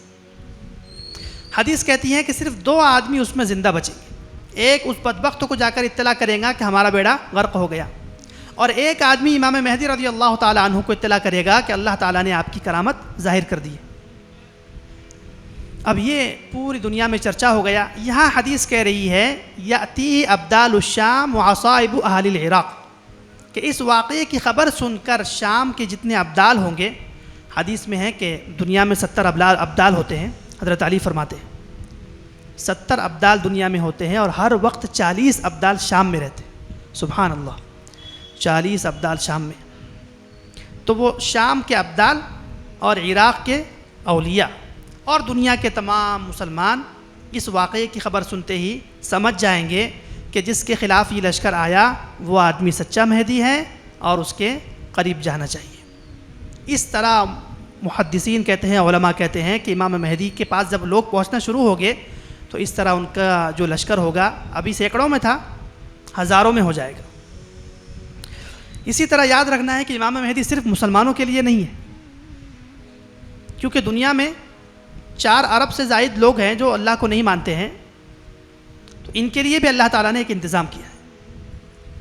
فرمایا یہ جو بنی اسرائیل ہے، دوسرے بارے میں ذکر ہے، بنی اسرائیل کے پاس ایک صندوق تھا، اس صندوق میں ان کے انبیاء کے تبرکات ہیں، حضرت موسیٰ علیہ السلام کا عصا ہے، حضرت ہارون کا جبہ ہے، کسی کا امامہ ہے، مختلف تبرکات اس صندوق میں تھے، اور بنی اسرائیل کی عادت تھی کہ وہ صندوق کی حفاظت بھی کرتے، اور جب جنگ ہوتی تھی تو صندوق کو سامنے رکھتے اور اس سے ان کو جیت ہوتی۔ قرآن کریم کہتا ہے تحملہ الملائکہ، اس صندوق کو اللہ تعالیٰ نے اٹھا لیا ہے، اور انطاکیہ کے کسی پہاڑی سے اللہ تعالیٰ وہ صندوق جو بنی اسرائیل کا تھا امام مہدی رضی اللہ تعالیٰ عنہ کے پاس پہنچائیں گے فرشتوں کے ذریعے سے، اور جب وہ صندوق امام مہدی رضی اللہ تعالیٰ عنہ کے دربار میں پہنچے گا تو دنیا کے جو سنجیدہ قسم کے عیسائی ہوگے یا یہودی ہوگے وہ سمجھ جائیں گے کہ ہمارے انبیاء کے تبرکات والا صندوق جس بندے کے پاس پہنچا ہے وہ بندہ سچا ہے، اس کا مذہب بھی سچا ہے۔ اس طرح بہت سارے یہود و نصارہ ان کے ہاتھ پر کلمہ پڑھ کے اسلام میں داخل ہو جائیں گے۔ اب ان کے لشکر کی تعداد ہزاروں سے کروڑوں ہو چکی ہے۔ اب مسلم شریف کی روایت ہے کہ امام مہدی ظاہر تو ہو گئے مکہ سے، آ کر کیا کریں گے؟ پہلی بات تو یہ یاد رکھنا ہے، ابو داؤد شریف کی روایت میں ہے وَيَمْلِكُ 7 سنین، کہ صرف ظاہر ہونے کے بعد 7 سال زندہ رہیں گے، اور بعض روایت میں ہے 9 سال۔ اب 7 سال یا 9 سال میں پوری دنیا کے علاقے کو اللہ کے نظام میں شامل کرنا ہے، یہ بہت بڑا کام ہے۔ ایک شخص آیا ہوا ہے جھوٹا 2005 سے، اور اب تک اس کو تقریباً 20 سال ہو گئے، اور صحیح حدیث کہہ رہی ہے سچا مہدی کتنا رہے گا ظاہر ہونے کے بعد؟ صرف 7 یا 9 سال۔ کیا کریں گے؟ حدیث میں ہے مسلم شریف کی تقاتلون جزیرۃ العرب فیفتحها اللہ، کہ امام مہدی آئیں گے، کسی جگہ سجادہ نشینی اختیار نہیں کریں گے، کسی جگہ چھپیں گے نہیں۔ بعض روایات سے معلوم ہوتا ہے کہ ایک جگہ سے کمک آئے گی 15,000 کی، اس لیے جب اعلان کر کے وہاں سے مکہ سے نکلیں گے حکومت ان کے طاق میں بیٹھی ہوئی ہوگی، اس لیے کچھ دیر تک کسی پہاڑ کی اوٹ میں چلے جائیں گے، 15,000 کی فوج ان تک پہنچ جائے گی تو پھر ساتھ میں لے کے مقابلہ شروع کریں گے۔ پہلا مقابلہ اور پہلی جنگ، تقاتلون جزیرۃ العرب فیفتحها اللہ، جزیرۃ العرب سے تم مقابلہ کرو گے اور اللہ تعالیٰ اس کو جلد ہی فتح یاب کر دے گا۔ اور جزیرۃ العرب میں اب سوال ہو سکتا ہے جزیرۃ العرب کے لوگ تو مسلمان ہیں، ان سے کیوں جنگ ہو رہی ہے؟ تو یاد رکھنا ہے ابھی حدیث ذکر کی کہ امام مہدی آ کر خلافت علی منہاج النبوہ، یعنی جس طریقے پر خلفائے راشدین نے نظام چلایا اس طرح کا چونکہ نظام لانے والے ہیں، اور یہ جو موجودہ حکمران ہیں اس طرح کا مکمل نظام نہیں چلاتے ہیں، اس لیے امام مہدی ان کا مقابلہ کریں گے ان کے ساتھ اور جلد ہی فتح یاب ہو جائیں گے۔ پھر فرمایا ثم تغزون فارس فیفتحها اللہ، پھر دوسری جنگ امام مہدی رضی اللہ تعالیٰ عنہ کی ہوگی فارس والوں سے، ایران والوں سے۔ آپ لوگ جانتے ہیں ایران کا کیا مذہب ہے۔ فیفتحها اللہ، فا تعقیبیہ بتا رہا ہے کہ فوراً ہی ایران کی بھی فتح ہو جائے گی۔ 2 جنگ ہو گئی۔ تیسری جنگ ثم تغزون الروم فیفتحها اللہ، یہ جنگ یاد رکھنا ہے ہم سب کو، دنیا کی آخری بڑی جنگ ہے۔ فرمایا کہ تم روم والوں سے جنگ کرو گے، اور روم کے بارے میں پہلے عرض کر دیا امریکہ کا مذہب ہے روم، عیسائی مذہب والوں سے، اور یہ جنگ ہوگی بہت خطرناک، بہت شدید۔ دنیا کے اللہ کے جتنے دشمن ہوں گے وہ تمام تر جمع پونجی لے کر امام مہدی کے خلاف آ جائیں گے۔ حدیث میں ہے 80 غایہ، کہ ان کے لشکر کے 80 جھنڈے ہوں گے، وَتَحْتَ كُلِّ غَایَةٍ 12,000 اور ہر جھنڈے کے ماتحت 12,000 کا لشکر ہوگا، کل ملا کے 9,60,000 کا لشکر لے کر یہ روم والے امام مہدی رضی اللہ تعالیٰ عنہ کے خلاف آئیں گے۔ کہاں آئیں گے؟ حدیث کہتی ہے لا تقوم الساعة حتى ينزل الروم بأعماق أو دابقة، کہ قیامت اس وقت تک قائم نہیں ہوں گی یہاں تک کہ روم والے شام کے علاقے اعماق اور دابق کے میدان میں نہ آ جائیں۔ اعماق اور دابق کے میدان میں دنیا کفر اپنی تمام تر جمع پونجی اور وسائل لے کر پہنچ چکا ہے، اور اس کے لشکر کی تعداد آپ علیہ السلام نے بیان فرمائی ہے 9,60,000۔ ہوائی، فضائی، خلائی جتنی طاقتیں ان کے پاس ہوگی وہ ساری لے کر آ جائیں گے۔ کیونکہ ان کو معلوم ہو گیا مکہ میں ایک آدمی آیا، پھر فارس میں ایک آدمی فتح یاب ہوا، دونوں جگہ فتح یاب ہو گیا، تو ان کو بھی خدشہ لگے گا۔ حدیث کہتی ہے کہ مسلمان وہاں پہنچیں گے شام کے علاقے میں، مسلمانوں کی جماعت کے 3 گروہ ہو جائیں گے مسلمانوں کے۔ ایک منافقین ہوں گے، کہیں گے جی ان کے پاس تو یہ ٹیکنالوجی ہے، جیسے آج بھی لوگ کہتے ہیں ہم کیسے مقابلہ کر سکتے ہیں۔ ایسے منافقین لشکر سے نکل کر امام مہدی کے چلے جائیں گے، اور حدیث کہتی ہے لا یتوبہ اللہ ابدا، اللہ تعالیٰ ان کی کبھی توبہ قبول نہیں کریں گے، یہ کفر پر مریں گے۔ اور دوسرا جو گروہ ہوگا وہ ہوگا شہداء کا۔ 3 دن تک جنگ چلے گی، اور عجیب جنگ کا منظر حدیث میں ہے، کیونکہ مکمل طاقت کے ساتھ دشمن آیا ہوا ہے، اور مسلمان بھی کوئی کم تعداد میں نہیں ہے۔ اور کتاب الفتن کی ایک حدیث کہہ رہی ہے وَأَنْتُمْ مِثْلَ ذَلِكَ لَا تَقِلُّ السُّيُوفُ وَلَا أَنْشَابُهُمْ وَلَا نَيَازُكُهُمْ وَأَنْتُمْ مِثْلَ ذَلِكَ، کہ ہوا میں آگ پھینکنے والے آلات اگر ان کے پاس ہوگے تو تمہارے پاس بھی ہوں گے۔ بہت سو کو سوال ہو سکتا ہے کہ اس وقت کیا آلات ہوگے، پیشگی اس کا جواب دے دیا۔ فرمایا کہ صبح سے شام تک جب لڑائی ہوگی تو مسلمان تھک کر جب پہنچیں گے تو افسوس کریں گے، فلاں دنیا کے محدث شہید ہو گئے، فلاں نیک آدمی شہید ہو گئے، فلاں ولی شہید ہو گئے، فلاں سادات میں کہ فلاں نیک آدمی شہید ہو گئے، اس طرح افسوس کریں گے۔ دوسرے دن جنگ ہوگی، تیسرے دن جنگ ہوگی، چوتھے دن صبح ہمیں فتح ہوگی، اور ایک جماعت امام مہدی کے ساتھ جو فتح یاب ہوگی، غازی بنیں گی، ان کے بارے میں حدیث میں فرمایا ثم لا یفتنون ابدا، اس کے بعد وہ کسی فتنے کا شکار نہیں ہوگے۔ دجال بھی آئے گا اس کے بعد، پھر بھی یہ فتنے کا شکار نہیں ہوگا۔ تیسری جنگ، اسے کہتے ہیں تیسری جنگ عظیم۔ اب یہاں یاد رکھنا ہے کہ جب تیسری جنگ عظیم ہو جائے گی اور دنیا کا عالمی کفر ٹوٹ چکا ہے بالفرض، تو اس کے بعد امام مہدی اپنے بڑے بڑے تربیت یافتہ لوگوں کو دنیا کے مختلف علاقوں میں بھیجیں گے، اور وہ سارے علاقوں کو فتح کریں گے، بر صغیر بھی اسی ضمن میں فتح ہو جائے گا۔ اور حدیث کہتی ہے کہ چوتھی جنگ ہوگی امام مہدی کی قسطنطنیہ سے، ثم تغزون قسطنطینیۃ فیفتحها اللہ۔ اب عجیب بات ہے کہ قسطنطنیہ اس وقت کے استنبول کو کہتے ہیں، ترکی کا شہر کیپٹل ہے، اور سوال ہوتا ہے انسان کے ذہن میں کہ وہ تو مسلمان ہیں، کیسے ان سے مقابلہ ہوگا؟ تو ایک جواب تو میں نے عرض کر دیا ہے کہ جزیرۃ العرب والے بھی تو کیا تھے؟ مسلمان تھے، ان سے مقابلہ ہوا، اس لیے ہوا کہ وہ خلافت علی منہاج النبوہ والے نہیں تھے۔ اسی طرح ان سے بھی جنگ جو ہوگی خلافت علی منہاج النبوہ کے لیے اگر ہونا ہے تو بالکل ممکن ہے، اس لیے کہ یہ اس وقت عالم کا جو اللہ کے دشمن ہے ان کا حصہ ہے۔ اور دوسری بات جو کتاب الفتن نعیم بن حماد میں ہے کہ اللہ کے نبی نے اشارہ کر دیا ثم تغزون قسطنطینیۃ والرومیۃ، کہ تم چوتھی جنگ قسطنطنیہ یعنی روم والوں سے، یعنی وہ جو اعماق اور دابق میں لوگ آئے تھے ان کے جو بقی ہوئے اٹلی وغیرہ کے علاقے ہیں اس کو فتح کریں گے۔ کہتے ہیں قسطنطنیہ فتح کرنے کا عجیب حال ہوگا، یہ جنگ جو ہوگی بغیر کسی لڑائی کے، صرف مسلمان جائیں گے۔ میرے دوستو یہاں ہمیں غور کرنا ہے، مسلمان جائیں گے فصیل کے پاس اور ایک جانب جا کر کہیں گے لا الہ الا اللہ واللہ اکبر، اور فصیل کا ایک حصہ گر جائے گا ذکر کی برکت۔ پھر دوسری سمت جائیں گے اور کہیں گے لا الہ الا اللہ واللہ اکبر، دوسرا حصہ گر جائے گا۔ پھر تیسری سمت جائیں گے لا الہ الا اللہ واللہ اکبر، اور تیسرا حصہ بھی گر جائے گا۔ معلوم ہوا کہ انسان کو ذکر کرنا چاہیے، لیکن یہ لوگ نیرے ذاکر نہیں ہیں، پہلے 3 جنگیں لڑکے آئے ہوئے ہیں، اس کی بھی برکت ہے۔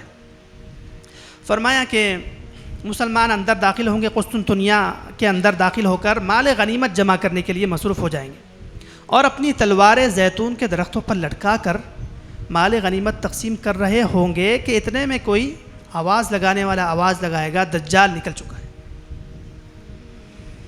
امام مہدی کچھ لوگوں کو تحقیق کے لیے روانہ کریں گے۔ آپ علیہ السلام نے فرمایا کہ ان کے رنگ جانتا ہوں، ان کے گھوڑے کے رنگ جانتا ہوں، اور وہ کس نسل سے ہیں ان کو بھی جانتا ہوں۔ وہ 7-5 لوگ جائیں گے تحقیق کرنے کے لیے کہ کس نے آواز لگائی اور کیا حقیقتاً دجال آ گیا۔ امام مہدی نے ادھر بندوں کو بھیجا تلاش کرنے کے لیے، تحقیق کرنے کے لیے، اور ادھر مسلمانوں کو حکم دیا کہ اب یہاں سے ہم نے شام چلنا ہے، ملک شام۔ کیوں؟ اللہ تعالیٰ کی طرف سے امام مہدی کا کام یہیں تک تھا۔ اب امام مہدی کو دجال کے نکلنے کے بعد دجال سے مقابلے کا حکم نہیں ہے، اس لیے کہ امام مہدی دجال سے مقابلہ نہیں کر سکتے ہیں۔ اب امام مہدی کا ایک بہت عظیم الشان کام ہے، وہ کام کریں گے وہ۔ ایک بات تو یہ معلوم ہوئی کہ امام مہدی آئیں گے، دنیا کو فتح کریں گے، 6 سال حکومت کریں گے، کیونکہ حدیث میں ہے ما بین الملحمۃ و فتح المدینۃ 6 سنین ویخرج الدجال فی السابعہ، کہ جب اعماق اور دابق کا کفر ٹوٹے گا تو اس کے بعد 6 یا 5 سال امام مہدی حکومت کریں گے اور 7ویں سال میں دجال نکلے گا۔ امام مہدی پہلے آئیں گے، 6 سال حکومت کریں گے، پھر دجال نکلے گا۔ امام مہدی کو کیوں حکم ملا ہے دجال سے مقابلہ نہیں کر سکتے؟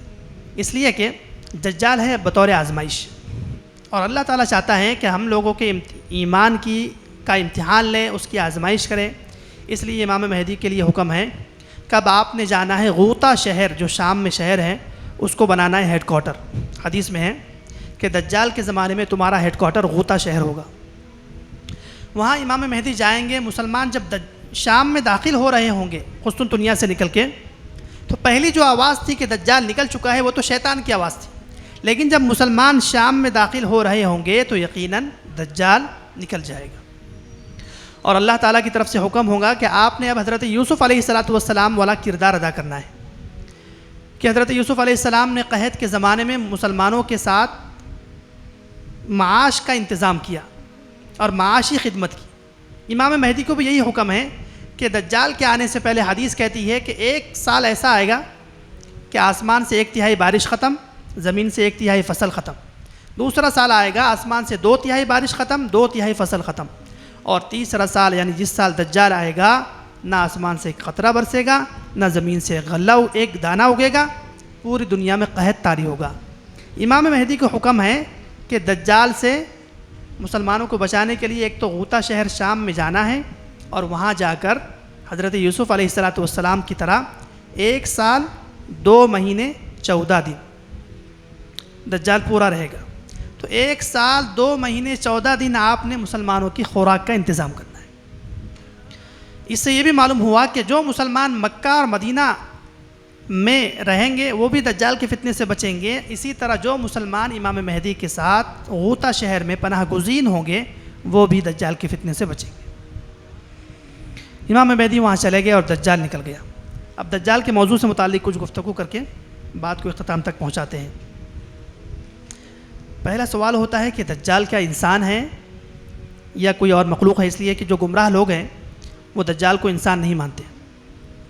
تو اس سلسلے میں یاد رکھنا ہے کہ دجال کے پیدائش کے سلسلے میں حدیث میں آپ علیہ السلام نے فرمایا کہ 30 سال تک اس کی والدین کو اولاد نہیں ہوئی، اور 30 سال کے بعد یہ بدبخت پیدا ہوا۔ قرآن کریم میں اللہ تعالیٰ نے فرمایا کہ امام مہدی رضی اللہ تعالیٰ عنہ کے ذریعے سے اللہ کے دشمنوں کو ذلت ہوگی۔ بہت سارے لوگ اعتراض کرتے ہیں کہ کیا قرآن کریم میں امام مہدی رضی اللہ تعالیٰ عنہ کا ذکر ہے؟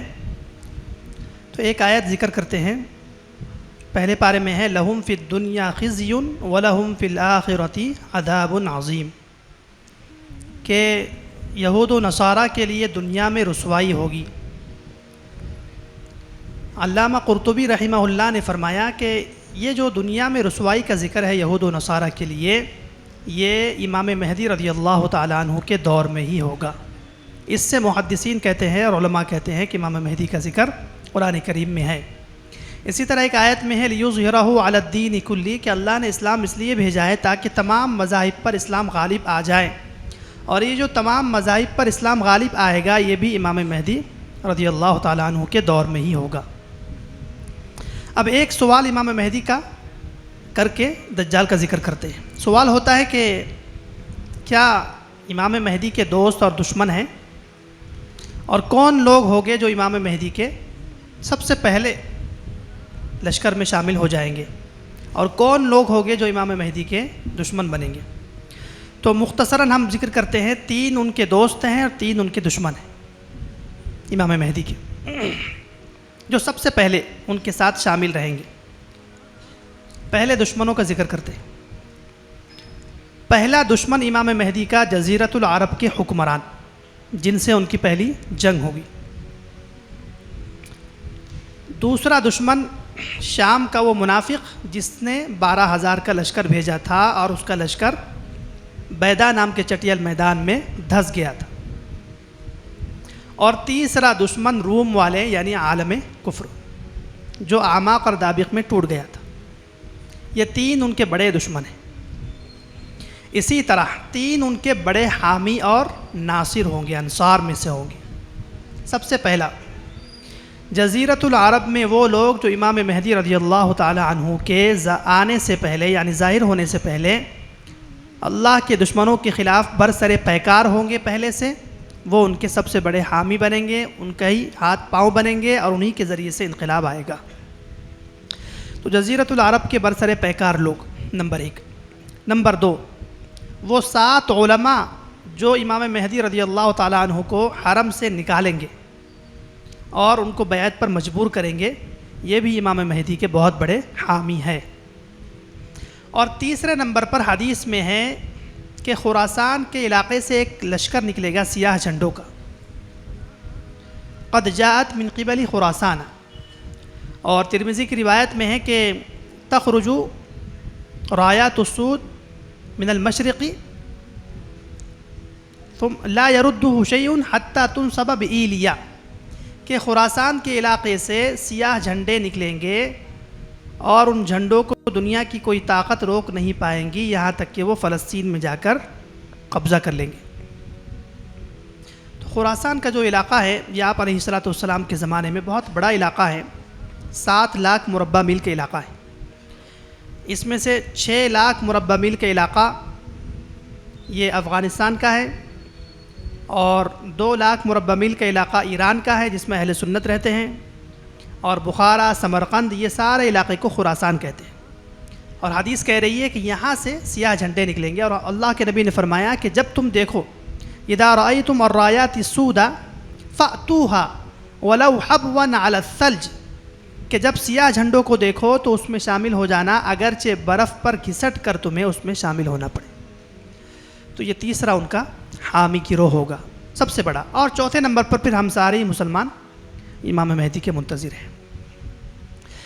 دجال کے بارے میں بنیادی بات یہ ہے کہ دجال دنیا میں انسانوں کی طرح پیدا ہوا ہے، اور علماء کہتے ہیں کہ داؤد علیہ الصلاۃ والسلام کے زمانے میں کسی جگہ یہ پیدا ہوا، اور حضرت سلیمان علیہ الصلاۃ والسلام کے دور میں بڑا ہوا۔ اور آپ جانتے ہیں کہ حضرت سلیمان علیہ الصلاۃ والسلام کو جنات، سرکش جنات پر حکومت تھی، پرندوں پر حکومت تھی، اور یہودیوں کے جادوگروں کو وہ قید کرتے تھے، سرکش جنات کو قید کرتے تھے۔ ایسے ہی ان کو اطلاع ملی کہ ایک شخص ہے جو فساد مچاتا ہے، کسی کو قتل کر دیا، کسی کا مال چھین لیا، کسی کو ستا دیا، ایسے کام وہ کبیرہ گناہ کرتا تھا۔ حضرت سلیمان علیہ الصلاۃ والسلام نے اور لوگوں کو جیسے قید کیا، اس کو بھی محدثین کہتے ہیں قید کر لیا۔ اور جب قید کیا ہوگا تو چونکہ روایات سے معلوم ہو رہا ہے کہ وہ کسی جزیرے میں قید ہے، سمندر کے علاقے میں، تو حضرت سلیمان علیہ الصلاۃ والسلام کے بارے میں ہی خیال ہوتا ہے کہ انہوں نے ہی جنات کے ذریعے سے اس کو کسی جزیرے میں پہنچا دیا، اور اس دن سے اللہ تعالیٰ نے اس دجال کو ہمارا امتحان بنا دیا۔ دجال انسان سے پیدا ہوا، جنس اس کی کیا ہے؟ انسان، لیکن طاقت دجال کے پاس جنات سے بہت زیادہ ہے۔ جنات کے پاس بھی وہ طاقت نہیں جتنی دجال کے پاس ہے۔ وہ طاقت اللہ نے کیوں دی؟ تاکہ ہمارا امتحان ہو، ہمارے ایمان کا امتحان ہو۔ اس وقت دجال کہاں ہے اور کیا دجال سے کسی کی ملاقات ہوئی ہے؟ مسلم شریف کی روایت میں ہے کہ ایک صحابی جو پہلے نصرانی تھے، عیسائی تھے، سفر کے لیے نکلے تجارت کی غرض سے، اور سفر کرتے ہوئے ان کی کشتی بھٹک گئی راستہ، اور سفر کرتے کرتے وہ ایک جزیرے پر پہنچ گئے راستہ تلاش کرنے کے لیے۔ وہاں دیکھا کہ ایک عجیب جانور ہے جس کے بدن پر اتنے بال کہ اس کے سر اور کمر کا فرق معلوم نہیں ہو رہا ہے، اور اس جانور نے انسانوں کی طرح بات کرنا شروع کر دی، اور ان سے کہا کہ بھائی تم کون لوگ ہو، کہاں سے آئے ہو؟ انہوں نے کہا کہ ہم مسافر ہیں، تاجر ہیں، راستہ بھٹک گئے، راستے کی تلاش میں یہاں پہنچ گئے، ہمیں راستہ بتائیے۔ اس جانور نے کہا، جس کو جساسہ کہتے ہیں، اس جانور نے کہا کہ اندر گرجا گھر میں جاؤ، ایک بندہ تمہارا منتظر ہے، مشتاق ہے، شوق رکھتا ہے۔ انہوں نے کہا کہ اندر جا کے راستہ پوچھ لیں گے، کوئی انسان ہوگا۔ اندر جب گئے تو کہتے ہیں کہ ہم نے دیکھا ایک بہت طاقتور انسان، اور اس کے ہاتھ اس طرح کندھے پر بیڑیوں میں جکڑے ہوئے ہیں، اور بد شکل انسان ہے لیکن طاقتور ہے۔ اس نے ان سے سوال کیا کہ کون لوگ ہو؟ انہوں نے کہا کہ ہم مسافر ہیں، راستہ بھٹک گئے اس لیے یہاں پہنچ گئے، آپ راستہ بتائیے۔ اس نے کہا کہ راستہ تو بتاؤں گا، پہلے میرے سوالات کے جوابات دو۔ یہ 3 سوالات دجال کے نکلنے کی نشانی ہیں۔ ایک نشانی تو ہم نے پہلے ذکر کر دی کہ قسطنطنیہ فتح ہوگا تو دجال نکلے گا، ایک علامت وہ ہو گئی۔ اس نے کہا یہ بتاؤ نخل بیسان کا کیا حال ہے؟ نخل بیسان پرانے زمانے میں یہ کھجوروں کی ایک بہت بڑی منڈی اور باغ تھا۔ پوری دنیا میں اس بیسان نام کے ضلع سے کھجوریں تقسیم ہوتی تھی، جاتی تھی، سپلائی ہوتی تھی۔ تو دجال پوچھ رہا ہے کہ وہ جو نخل بیسان ہے، بیسان کا جو کھجوروں کا باغ ہے، اس کا کیا حال ہے؟ انہوں نے کہا، اس وقت تو انہوں نے کہا کہ ٹھیک ہے، اس کے اندر کھجوریں ہیں۔ دجال نے کہا کہ جس وقت اس کی کھجوریں خشک ہو جائے گی وہ وقت میرے نکلنے کا ہوگا۔ اس وقت علماء کہتے ہیں کہ ہم نے بیسان ضلع میں جا کر دیکھا، یہ اس وقت اسرائیل کے قبضے میں ہے، اردن کے کنارے پر یہ بیسان ضلع ہے، اور اس پر اسرائیل نے قبضہ کیا ہوا ہے، اور یہاں کھجوروں کے باغ، جو باغ پرانا تھا وہ تقریباً ختم ہو چکا ہے، چند کھجور کے درخت بس رہ گئے ہیں۔ تو ایک نشانی تو اس کی پوری ہو گئی۔ دوسرا اس نے کہا یہ بتاؤ بحیرہ طبریہ کا کیا حال ہے؟ بحیرہ طبریہ یہ خود سمندر نہیں ہے، مختلف سمندروں سے پانی اس میں آ کر گرتا ہے، اس لیے یہ بڑا سمندر بن گیا، یہ لنک ہے سمندروں کی۔ انہوں نے کہا کہ فیہ کثیر الماء، اس میں بہت پانی ہے۔ تو دجال نے کہا کہ ایک وقت آئے گا اس کا پانی سوکھ جائے گا، جس وقت پانی سوکھے گا میرے آنے کا وقت ہوگا۔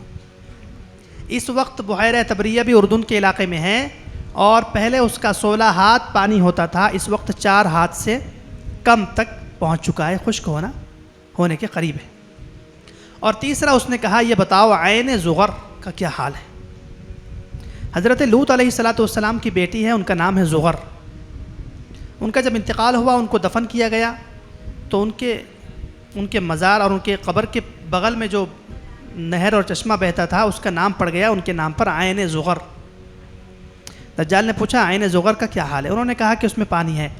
اس نے کہا ایک دن آئے گا اس کا پانی خشک ہو جائے گا، جب پانی خشک ہوگا میرے آنے کا وقت ہوگا۔ آج علماء کہتے ہیں دنیا میں عین زغر نام کی کوئی چیز نہیں ہے، ملیا میٹ ہو چکی۔ تو 4 نشانیاں دجال کے ظاہر ہونے کی خود دجال نے ذکر کی، 3، اور ایک ہم نے ذکر کی قسطنطنیہ کی فتح۔ اس کے بعد دجال نے کہا کہ ایک نبی آنے والے تھے، کیا وہ آ گئے؟ یہ تو نصرانی تھے، انہوں نے کہا کہ ہاں سنا ہے ایک نبی آ گیا اور مکہ سے مدینہ ہجرت کر کے چلے گئے۔ انہوں نے کہا کہ اگر میرے شر سے اور فتنے سے بچنا چاہتے ہو تو اس نبی کی اتباع کر لو، اس لیے کہ جب میں آؤں گا تو میرے فتنے سے کوئی بچ نہیں پائے گا۔ اس کے بعد کہتے ہیں اس نے راستہ بتایا، اور یہ سیدھا بجائے اپنے علاقے میں شام میں جانے کے مدینہ چلے گئے۔ ان کا نام ہے حضرت تمیم داری رضی اللہ تعالیٰ عنہ۔ مدینہ جا کر آپ علیہ السلام کو سارا واقعہ بتایا، تو آپ علیہ السلام نے الصلاۃ جامعۃ ندا لگا دی کہ صحابہ کو جمع کرو۔ صحابہ جمع ہو گئے تو آپ علیہ السلام نے کہا کہ یہ تمیم داری ہے، اور وہ تمام باتیں دجال کے بارے میں جو میں کہتا تھا انہوں نے اپنی زبان سے کہی ہے، بلکہ انہوں نے دجال سے ملاقات بھی کی ہے۔ اور پھر فرط جذبات میں آپ علیہ السلام نے اپنے عصا کو 3 مرتبہ مارتے ہوئے کہا ہادہ طیبہ، ہادہ طیبہ، ہادہ طیبہ، کہ یہ میرا مبارک مدینہ طیبہ ہے، دجال کا فتنہ اس بستی میں داخل نہیں ہوگا۔ پتہ چلا کہ دجال سے ایک آدمی کی ملاقات ہوئی۔ اس کے بعد آپ علیہ السلام نے فرمایا کہ دجال مشرق کے کسی سمندر میں ہے، بس مشرق کے کسی سمندر میں دجال ہے، لیکن کہاں ہے، کس علاقے میں ہے، اس کا کسی کو علم نہیں ہے۔ پہلے بھی اصول بیان کر دیا، غیب کے بارے میں علم حاصل کرنا، تحقیق کرنا مناسب نہیں ہے، اس کو اللہ نے ہمارے لیے امتحان بنایا ہے، جب اللہ مناسب سمجھے گا اس کو ظاہر کر دے گا۔ اور یہ بھی آپ جان چکے ہیں کہ پہلے امام مہدی رضی اللہ تعالی عنہ آئیں گے، اس کے بعد دجال آئے گا۔ اب سوال ہوتا ہے کہ دجال کہاں سے نکلے گا؟ حدیث شریف میں ہے یخرج الدجال من خراسان ویتبعہ رجال کأن وجوہہم المجان المطرقہ، کہ دجال خراسان کے کسی علاقے سے یعنی ایران سے نکلے گا۔ ایران کا شہر ہے اصفہان۔ اصفہان شہر میں ایک بستی ہے جس کا نام ہے یہودیہ، یہودیوں کی بستی ہے۔ اس یہودیہ بستی سے دجال نکلے گا، اور حدیث کہتی ہے مسلم شریف کی یتبع الدجال من یہود اصفہان 70,000 علیہم الطیالسہ، کہ دجال کی اتباع میں سب سے پہلے شامل ہونے والے ایران کے اصفہان کے 70,000 یہودی ہوں گے، اور ان کے کندھوں پر سبز رنگ کی ہری رنگ کی چادریں ہوگی، سبز رنگ کی چادریں ہوگی۔ یہ دجال کے لشکر کی نشانی ہے، ہرا استعمال کرنا کم کرنا چاہیے، سر پر اور کندھے پر۔ یہودیوں کی عادت ہے جب وہ دعا عبادت کرتے ہیں نا تو کپڑا ڈال کے کرتے ہیں، اس لیے وہ کپڑا ڈالتے ہیں، وہ جو عبادت کرتے ہیں وہاں گرجا کے پاس جا کر، دیوار گریا کے پاس۔ تو اصفہان سے نکلیں گا، لیکن یاد رکھنا ہے کہ نکلتے ہی فوراً دعویٰ نہیں کریں گے۔ احادیث کے مجموعے سے معلوم ہوتا ہے کہ دجال وہاں سے نکل کر کوفہ اور عراق کی طرف چل کر کے آئے گا۔ ابھی غیر معروف ہے، ابھی دجالیت پر نہیں آیا ہے، ابھی انسان ہے۔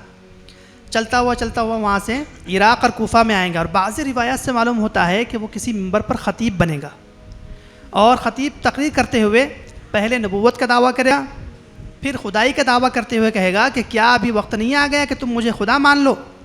تو وہ لوگ جو مسلمان اس کو کوئی نیک آدمی سمجھے ہوئے ہوں گے، اچانک کہیں گے تم کیسے خدا ہو سکتے ہو؟ جب وہ لوگ انکار کریں گے تو غصے میں دجالیت پر آ جائے گا، کیونکہ حدیث کہہ رہی ہے من غضبۃ یغضبھا، کسی بات پر غصہ ہو کر دجالیت شروع کرے گا، پہلے نہیں شروع کرے گا۔ شروع کہاں سے کریں گا؟ عراق اور کوفہ کے درمیان سے۔ اب جب دجالیت پر آ گیا، اس کے غصہ ہونے کی ایک اور وجہ بھی ہو سکتی ہے کہ جب اعماق اور دابق میں کفر ٹوٹ گیا تو یہ لوگ سارے اس کے پاس پہنچ گئے کہ ہماری ٹیکنالوجی تو چلی گئی کام سے، اب حضرت آپ ہی کچھ کر سکتے ہیں، آپ شیطانوں کے شیطان ہیں۔ تو اس بات پر ممکن ہے غصہ ہو جائے امام مہدی کے خلاف اور نکل جائے۔ نکلنے کے بعد دنیا میں کتنا رہے گا؟ حدیث شریف میں فرمایا 40 یومن، 40 دن، لیکن یومن کا سنتن، ایک دن ایک سال کے برابر، ویومن کا شہرن، ایک دن ایک مہینے کے برابر، ویومن کا جمعۃن، ایک دن ایک ہفتے کے برابر، وسائر ایامہ کا ایامکم، باقی دن ہماری طرح۔ اور اس کا مجموعہ جب ہم نکالتے ہیں تو 1 سال 2 مہینے 14 دن، 1 سال 2 مہینے تک تو وہ دنیا میں فتنہ برپا کریں گے، اور آخری کی جو 14 دن ہے اس میں وہ مکہ مدینہ کی طرف جانے کی کوشش کریں گا، اور بے بس ہو کر پھر ملک شام جائے گا۔ کیا کرے گا؟ حدیث شریف میں ہے، صحیح حدیث ہے، ایک قوم کے پاس آئے گا، اس قوم کو کہیں گا کہ مجھے خدا مانتے ہو؟ اب دنیا میں قحط ہے، کھانے پینے کے لیے انتظام نہیں ہے، لوگ بھوکے مر رہے ہیں۔ یہ بھی ممکن ہے کہ دنیا کے جو کھانے پینے کے ذخائر ہیں آج کل یہودیوں کے قبضے میں ہیں، ابھی ذکر ہوگی یہودیوں کی سازشیں، اس سے آپ کو پتہ چلے گا۔ تو قحط طاری ہوگا تو لوگ بھوک سے پیاس سے پریشان ہوں گے۔ جب دجال پہنچیں گا، اس کے پاس خزانے، روٹیوں کے، پانیوں کے، فلٹر کا پانی ہوگا اس کے پاس، اور اللہ کا پانی تو ہم استعمال نہیں کرتے، تو فلٹر کا پانی جو بھی ان کے نظام ہے وہ سارا اس کے پاس ہوگا۔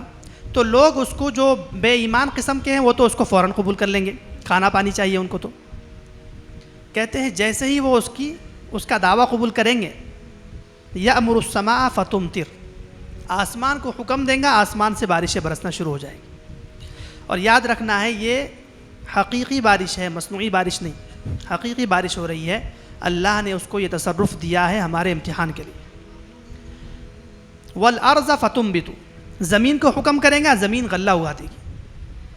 اور وہ جو لوگ ہیں جو اس کو مان چکے ہیں، ان کے جانور بستی کے کناروں پر چرنے کے لیے گئے ہوئے ہیں، وہ جانور جب آئیں گے تو حدیث کہتی ہے اطول ما كانت زرن، کہ اگر جانور اتنا ہے تو اس کا کوہان دجال کو ماننے کی وجہ سے اتنا ہو جائے گا، اونچا ہو جائے گا، اور اس کے تھن اگر خشک تھے وَأَسْبَغُهُ زُرُوعًا، اس کے تھنوں میں دودھ بھر جائے گا۔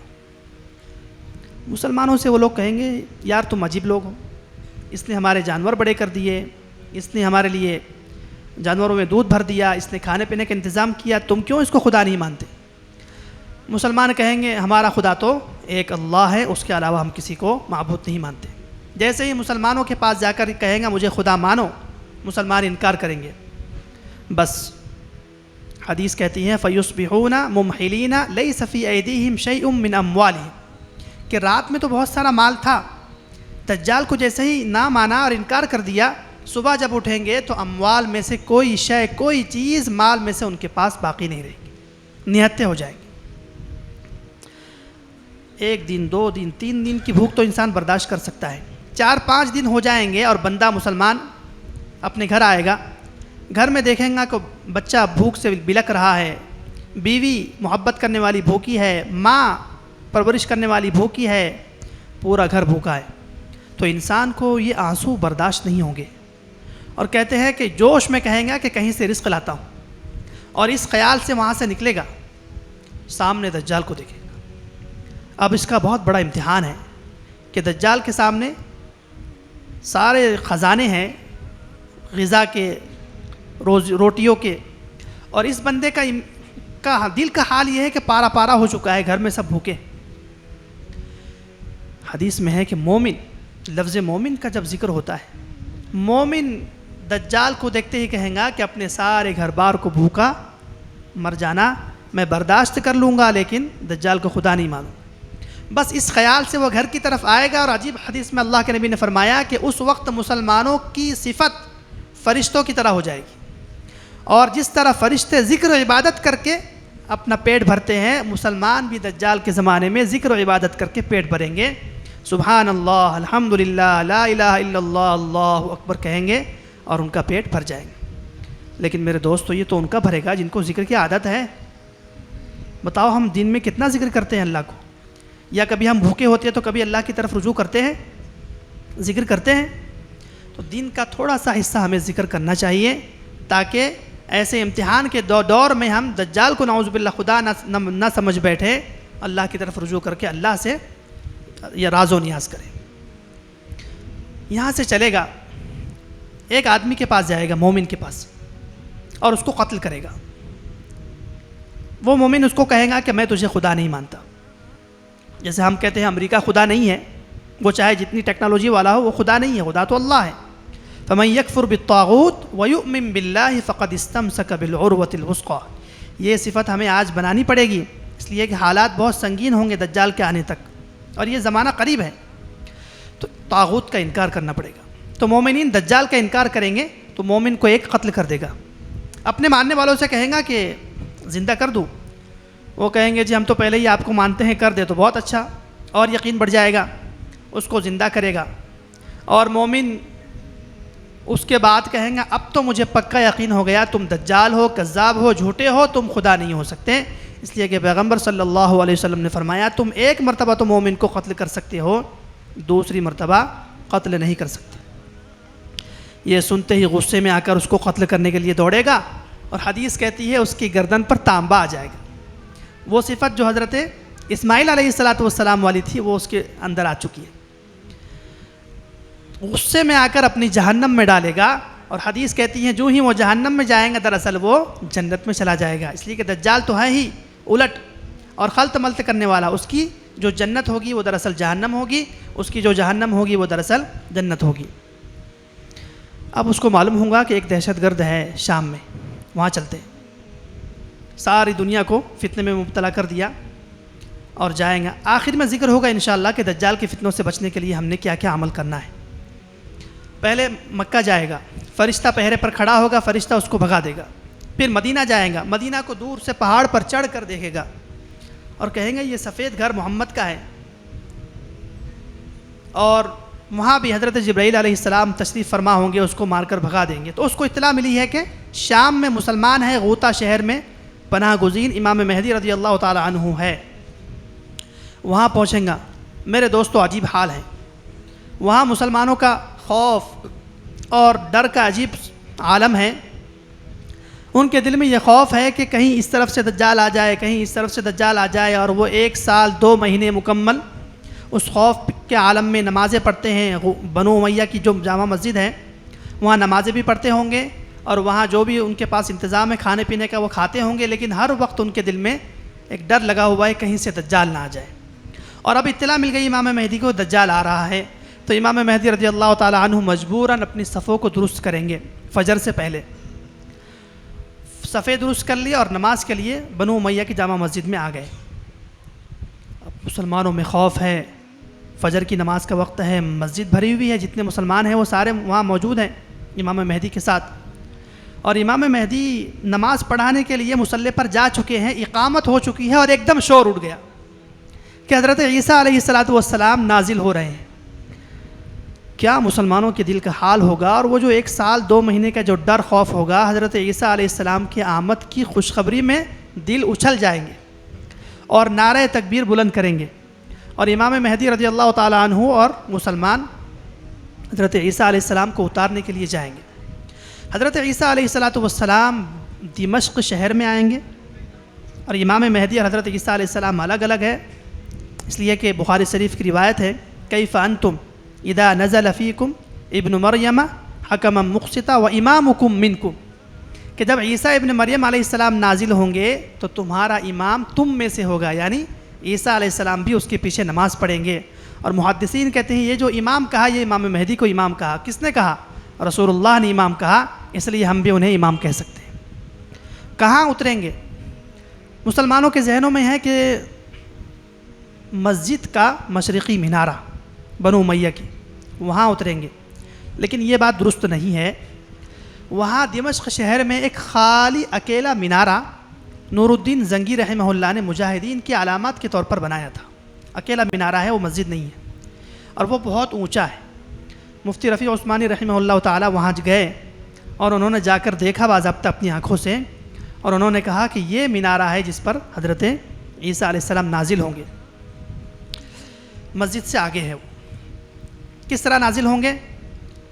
کہتے ہیں 2 فرشتوں کے کندھوں پر ہاتھ رکھا ہوا ہے، فرشتے تو ہم کو نظر نہیں آئیں گے، زرد رنگ کی 2 چادریں ہیں، اور بال ان کے سنت کے مطابق ہیں، اور ان بالوں سے پسینہ ٹپک رہا ہے، اور حدیث کہتی ہے وہ پسینہ ایسا ہے جیسے موتی ٹپک رہے ہیں، نیچے والوں کو نظر آ رہا ہے، اور جب چہرہ اس طرف کرتے ہیں تو پسینہ گرتا ہے، اور چہرہ اس طرف کرتے ہیں تو پسینہ گرتا ہے، اور جیسے ہی اس مینارے کے قریب پہنچیں گے تو جو دنیا دار الاسباب ہے حکم کریں گے عربی میں کہ سیڑھی لاؤ، مسلمان سیڑھی دیں گے، اس سیڑھی کے ذریعے سے اتر جائیں گے، اور اترتے ہی میرے دوستو پہلا کام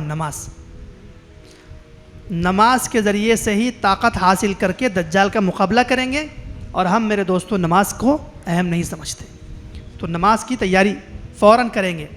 آتے ہی لوگ استقبال کریں گے، اور ایک نبی آ گیا، معصوم عن الخطا شخصیت آ گئی، تو حضرت امام مہدی پیچھے ہٹنے لگیں گے، کیونکہ امام مہدی تو صحابی بھی نہیں ہے، مجتہد اور مجدد ہیں، پیچھے ہٹیں گے۔ حضرت عیسیٰ علیہ السلام آئیں گے اور امام مہدی سے کہیں گے چونکہ اقامت تمہارے لیے کہی گئی ہے، اس لیے اس نماز کی امامت آپ ہی کرو گے، میں پیچھے پڑھوں گا۔ چنانچہ امام مہدی رضی اللہ تعالیٰ عنہ نماز پڑھائیں گے، اور حضرت عیسیٰ علیہ السلام نماز پڑھیں گے ان کے پیچھے، اور اس کے بعد فرمایا کہ دنیا کی آخری جنگ ہے، کیونکہ حضرت عیسیٰ علیہ السلام آئے ہیں دنیا سے تمام مذاہب کا خاتمہ کرنے کے لیے، اس کے بعد کوئی لڑائی نہیں، صرف مسلمان ہی دنیا میں رہیں گے، اور دنیا کی کوئی قوم دنیا میں نہیں رہیں گے۔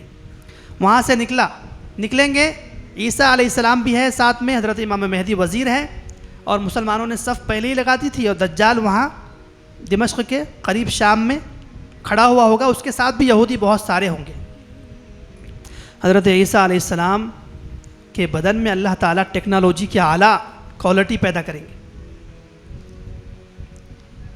صرف آنکھ کے ذریعے سے اور سانس کے ذریعے سے یہودی اور دجال پگھلنا شروع ہو جائیں گے۔ ابھی کوئی ہتھیار نہیں اٹھایا ہے، حالانکہ نماز سے فارغ ہو کر کہیں گے میرا گھوڑا لاؤ اور میری تلوار لاؤ اور نیزہ لاؤ، اور دجال کو دیکھیں گے، اور دیکھتے ہی دجال پگھلنا شروع ہو جائیں گا، ایسا پگھلے گا جیسے نمک پانی میں پگھلتا ہے، اور حدیث کہتی ہیں اگر قتل نہ کرے تو بھی پگھل کے مر جائے۔ لیکن چونکہ مسلمان 1 سال سے دہشت میں ہے، خوف میں ہے، تو مسلمانوں کے اطمینان کے لیے قتل کر رہے ہیں، اور دوسری وجہ یہ ہے کہ یہودیوں نے چونکہ عیسیٰ علیہ السلام کو قتل کرنے کی کوشش کی تھی، اس کے بدلے میں اللہ تعالیٰ یہودیوں کے سردار کو عیسیٰ علیہ السلام کے ہاتھوں قتل کروائے گا۔ دجال نے دیکھا عیسیٰ علیہ السلام کو اور دوڑ لگائی۔ یہودی بھی بڑے احمق لوگ ہیں، انہوں نے ایک پلین بنایا دجال کو حضرت عیسیٰ علیہ السلام سے بچانے کے لیے۔ حدیث میں ہے، صحابہ نے پوچھا وما اسراعہ فی الارض، زمین میں دجال کی رفتار کیا ہوگی؟ تو حدیث کہتی ہیں کالغیث استدبرتہ الریح، جیسے بادل کو ہوا لے جاتی ہے تیزی کے ساتھ، ایسے دجال کی رفتار ہے۔ اور حدیث میں آپ علیہ السلام نے فرمایا کہ دجال کی جو سواری ہوگی اس کے جو پر ہوگے، گدھے کے کان ذکر کیے، 40 ہاتھ 40 گز کا فاصلہ ہوگا، اور یہ 40 گز بنتے ہیں 85 فٹ، 2 پروں کے درمیان 2 کانوں کے درمیان اس کی سواری کے 85 فٹ کا فاصلہ ہوگا۔ یہودیوں نے سنا اور اسی طرح کا ایک پلین بنایا، اس کا نام ہے ہیرون۔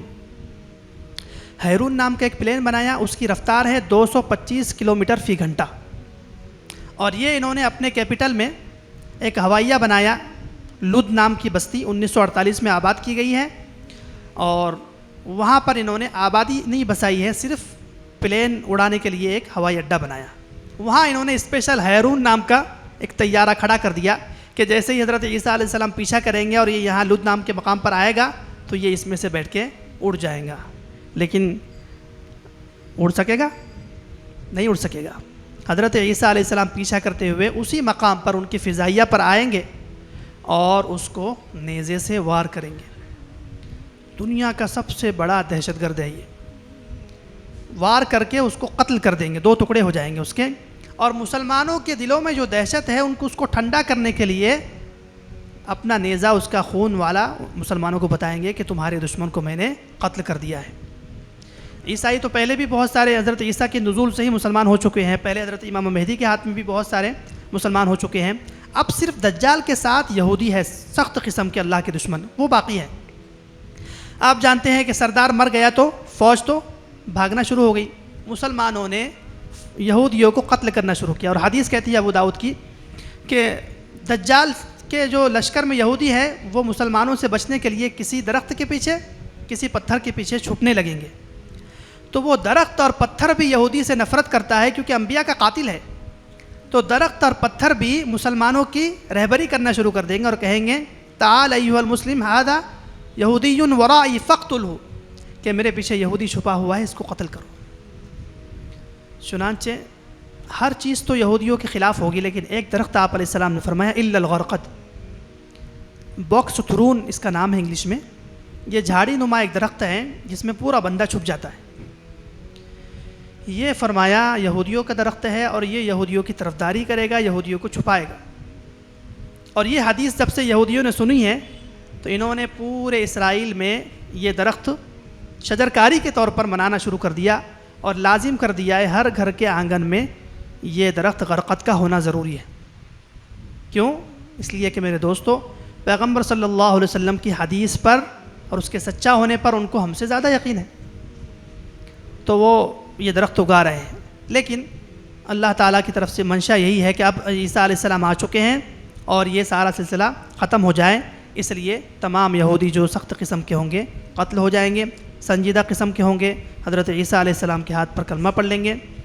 اب امام مہدی رضی اللہ تعالیٰ عنہ اس کے بعد چند دن زندہ رہیں گے اور ان کا انتقال ہوگا، اور حضرت عیسیٰ علیہ السلام ان کی نماز جنازہ پڑھائیں گے۔ سچا یہودی، یہ سچا جو مہدی ہے، اس کی نماز جنازہ حضرت عیسیٰ علیہ السلام پڑھائیں گے اور بیت المقدس میں ان کو دفن کیا جائے گا۔ یہ ہے اسلام کے جرنیل ہاشمی ابو عبداللہ محمد بن عبداللہ المہدی الجابر المدنی، جو رسول اللہ صلی اللہ علیہ وسلم کی امت کی خیر خبر لینے کے لیے تشریف لائیں گے۔ اب عیسیٰ علیہ السلام آ گئے، دجال قتل ہو گیا، اس کے بعد عیسیٰ علیہ السلام 40 سال دنیا میں رہیں گے اور امن و امان ہوگا، بس ایک فتنہ آئے گا۔ عیسیٰ علیہ السلام کے دور میں یاد رکھنا ہے یاجوج ماجوج آئیں گے، یہ چائنیز وائنیز یاجوج ماجوج نہیں ہے، حدیث میں ہے کہ یاجوج ماجوج حضرت عیسیٰ علیہ السلام کے زمانے میں آئیں گے، اور عیسیٰ علیہ السلام کو اسی طرح حکم ہوگا جس طرح امام مہدی کو حکم تھا کہ تم دجال سے مقابلہ نہیں کر سکتے، اسی طرح عیسیٰ علیہ السلام کو حکم ہوگا تم یاجوج ماجوج کا مقابلہ نہیں کر سکتے، آپ وہی کام کرو جو امام مہدی نے کیا۔ چنانچہ حضرت عیسیٰ علیہ السلام مسلمانوں کو لے کر کوہ طور کے پہاڑ کے سلسلوں میں داخل ہو جائیں گے، اور وہ ان کا معجزہ ظاہر ہوگا اور وہ پہاڑ کا سلسلہ لمبا چوڑا ہو کر مسلمانوں کو ڈھانپ لے گا، اور یہ من کل حدب ینسلون، یہ پورے ہر اونچان سے اترتے ہوئے یہ یاجوج ماجوج آ رہے ہیں، اور آتے ہی دنیا میں فساد مچانا شروع کریں گے، پانی پی لیں گے، کتے بلے سب کھا لیں گے، انسانوں کو قتل کر دیں گے، اور جب دنیا سے فارغ ہو جائیں گے تو ان کا خیال ہوگا چلو اوپر والے کو بھی نعوذ باللہ قتل کرتے ہیں، ایک تیر پھینک دیں گے، اور حدیث کہتی ہے اللہ تعالیٰ بطور آزمائش اس تیر کو خون آلود کر کے واپس بھیج دے گا، اور یہ خیال کریں گے کہ ہم نے اللہ کو بھی قتل کر دیا۔ اب مسلمان کوہ طور کے پہاڑ پر ہیں، حضرت عیسیٰ سے درخواست کریں گے کہ حضرت دعا کر دے، یہ چلا جائے یہ فتنہ۔ حضرت عیسیٰ علیہ السلام دعا فرمائیں گے، اور ان کی دعا سے ان کی گردن میں ایک پھوڑا پھنسی نکل آئے گی، اور اس سے یہ سارے مر جائیں گے۔ اب یہ تو انسانوں سے بہت زیادہ ہے، مر کے پوری زمین سڑ گئی، گل گئی۔ پھر دعا کریں گے عیسیٰ علیہ السلام کہ یا اللہ ہم اس کو تو صاف نہیں کر سکتے، آپ ہی کچھ کیجئے۔ تو اللہ تعالیٰ کچھ پرندوں کو بھیجیں گے، اور پرندے ان کو اٹھا کر کے کسی جگہ لے جائیں گے، اور پھر اس کے بعد بارشیں ہوگی، اور دنیا میں اسلام کے علاوہ کوئی مذہب نہیں ہوگا۔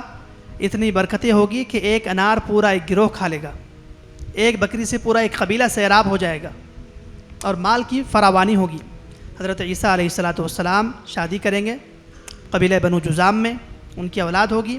اس کے بعد حضرت عیسیٰ علیہ السلام کا انتقال ہوگا، اور روضہ رسول صلی اللہ علیہ وسلم میں ایک قبر آج بھی موجود ہے جو حضرت عیسیٰ علیہ السلام کے لیے محفوظ ہے، وہاں حضرت عیسیٰ علیہ السلام کو دفن کیا جائے گا۔ اور اس کے بعد ان کے ایک خلیفہ ہوں گے المقعد نام کے یا الجہجہ نام کے، دو قسم کی روایات ہیں۔ اب یاد رکھنا ہے کہ اس کے بعد اللہ تعالیٰ کی طرف سے حکم ہوگا کہ اب دنیا کو میں نے سمٹنا ہے۔ اب دنیا کو سمٹنے کے لیے اللہ نے 7 چیزیں باقی رکھی ہے، بس وہ 7 چیزیں نمودار ہو جائے گی۔ پہلے 3 خسف ہوگے، مشرق میں خسف، مغرب میں خسف، اور جزیرۃ العرب میں خسف۔ چہرے بدلنا، انسان کو جانور بنانا، یا زمین میں زندہ دھسا دیا جانا، اس طرح کے واقعات ہوں گے۔ اس کے بعد اللہ تعالیٰ چاہیں گا کہ اب مسلمان دنیا سے چلے جائیں اور کافر رہیں، اس لیے کہ قیامت تو صرف کافر پر آنے والی ہے، اللہ کے دشمن پر آنے والی ہے۔ تو اللہ تعالیٰ دارالاسباب ہیں، شیطان پھر کچھ مسلمانوں کو شرک کی طرف، کفر کی طرف لے جانا شروع کرے گا، اور وہ جو مسلمانوں کی ایک جماعت ہوگی اس سے 2 جماعتیں بن جائیں گی، کچھ پکے مسلمان ہو جائیں گے، اور کچھ لوگ پھر سے شرک اور بت پرستی میں مبتلا ہو جائیں گے۔ وہ جو پکے مسلمان ہیں ان کے ایمان کو پکا کرنے کے لیے مغرب سے، جہاں سے سورج غروب ہوتا ہے، مغرب سے سورج نکلے گا۔ ایک رات ایسی ہوگی کہ لوگ سوتے رہیں گے، سوتے سوتے تھک جائیں گے، رات طویل ہے، لمبی ہے، ختم ہی نہیں ہوتی ہے، باہر آ کر دیکھتے ہیں پھر جا کے سوتے ہیں۔ وہ رات ہوگی ایسی کہ اس کے بعد کسی کی توبہ قبول نہیں ہوگی۔ بجائے مشرق کے مغرب سے سورج طلوع ہونا شروع ہوگا، سورج چلتے چلتے چلتے چلتے درمیان میں آئے گا، اور پھر دوبارہ مغرب کی طرف چلا جائے گا۔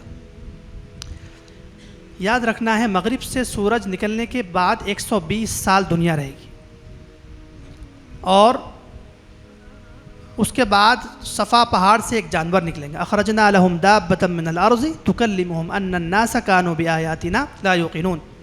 ایک جانور نکلیں گا، اس جانور کا کیا کام ہے؟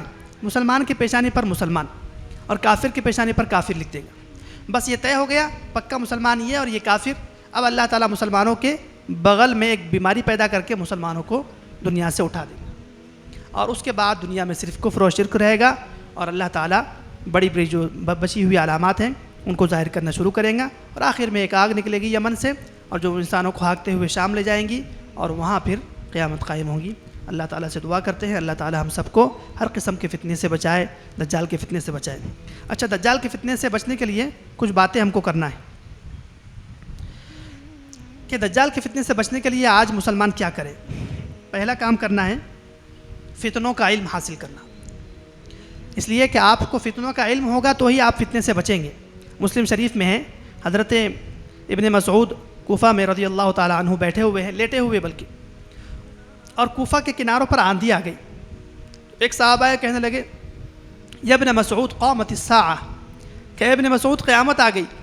تو حضرت عبداللہ ابن مسعود اطمینان سے اٹھے اور کہنے لگے بھائی اتنے جلدی قیامت نہیں آئیں گی، قیامت کا مجھے علم ہے، جب تک کہ اعماق اور دابق کے مقام پر کفر آ کر زیر نہیں ہو جائیں گا تب تک کہ قیامت نہیں آئیں گی۔ پتہ چلا فتنوں کا علم آپ کو ہوگا تو آپ فتنوں سے بچیں گے، نمبر 1۔ نمبر 2، علماء کی صحبت۔ یہ علماء کرام جو بھی مجالس سجاتے ہیں، جو بھی فتنوں کے بارے میں ہو یا کسی بھی عنوان سے علماء کی مجلسیں ہوں، وہاں آپ حاضر ہوں گے، علماء کے ذریعے سے آپ ہر قسم کے فتنوں سے بچیں گے۔ علماء کے علاوہ دنیا کی کوئی ایسی جماعت نہیں ہے جو آپ کو فتنوں سے بچائے گی۔ نمبر 3، رسول اللہ صلی اللہ علیہ وسلم نے فرمایا کہ دجال کے اور ہر قسم کے فتنے سے بچنے کے لیے ہر مومن کو سورہ کہف کا پہلا رکوع اور آخری رکوع یہ یاد ہونا چاہیے۔ جس کو آتا ہو وہ پڑھ لیں، جس کو نہیں آتا ہو وہ سن لیا کرے۔ روزانہ صبح شام سورہ کہف کا پہلا اور آخری رکوع یہ روزانہ مومن پڑھتا رہے، اس سے دجال کے فتنے سے محفوظ رہے گا۔ اسی طرح ہم لوگ چائنیز کھانوں کے عادی ہیں اور عیش اور تعیش کے عادی ہو چکے ہیں۔ جو مومن سادہ زندگی گزارے گا وہ بھی دجال کے فتنے سے بچے گا۔ اس لیے کہ حدیث کہتی ہیں کہ جو مومن کسی پہاڑ کے دامن میں ہو، اس کی اپنی بکریاں ہوں، اس کا اپنا سب کچھ ہو، وہ کسی کا محتاج نہ ہو، تو اس تک دجال پہنچ ہی نہیں پائے گا۔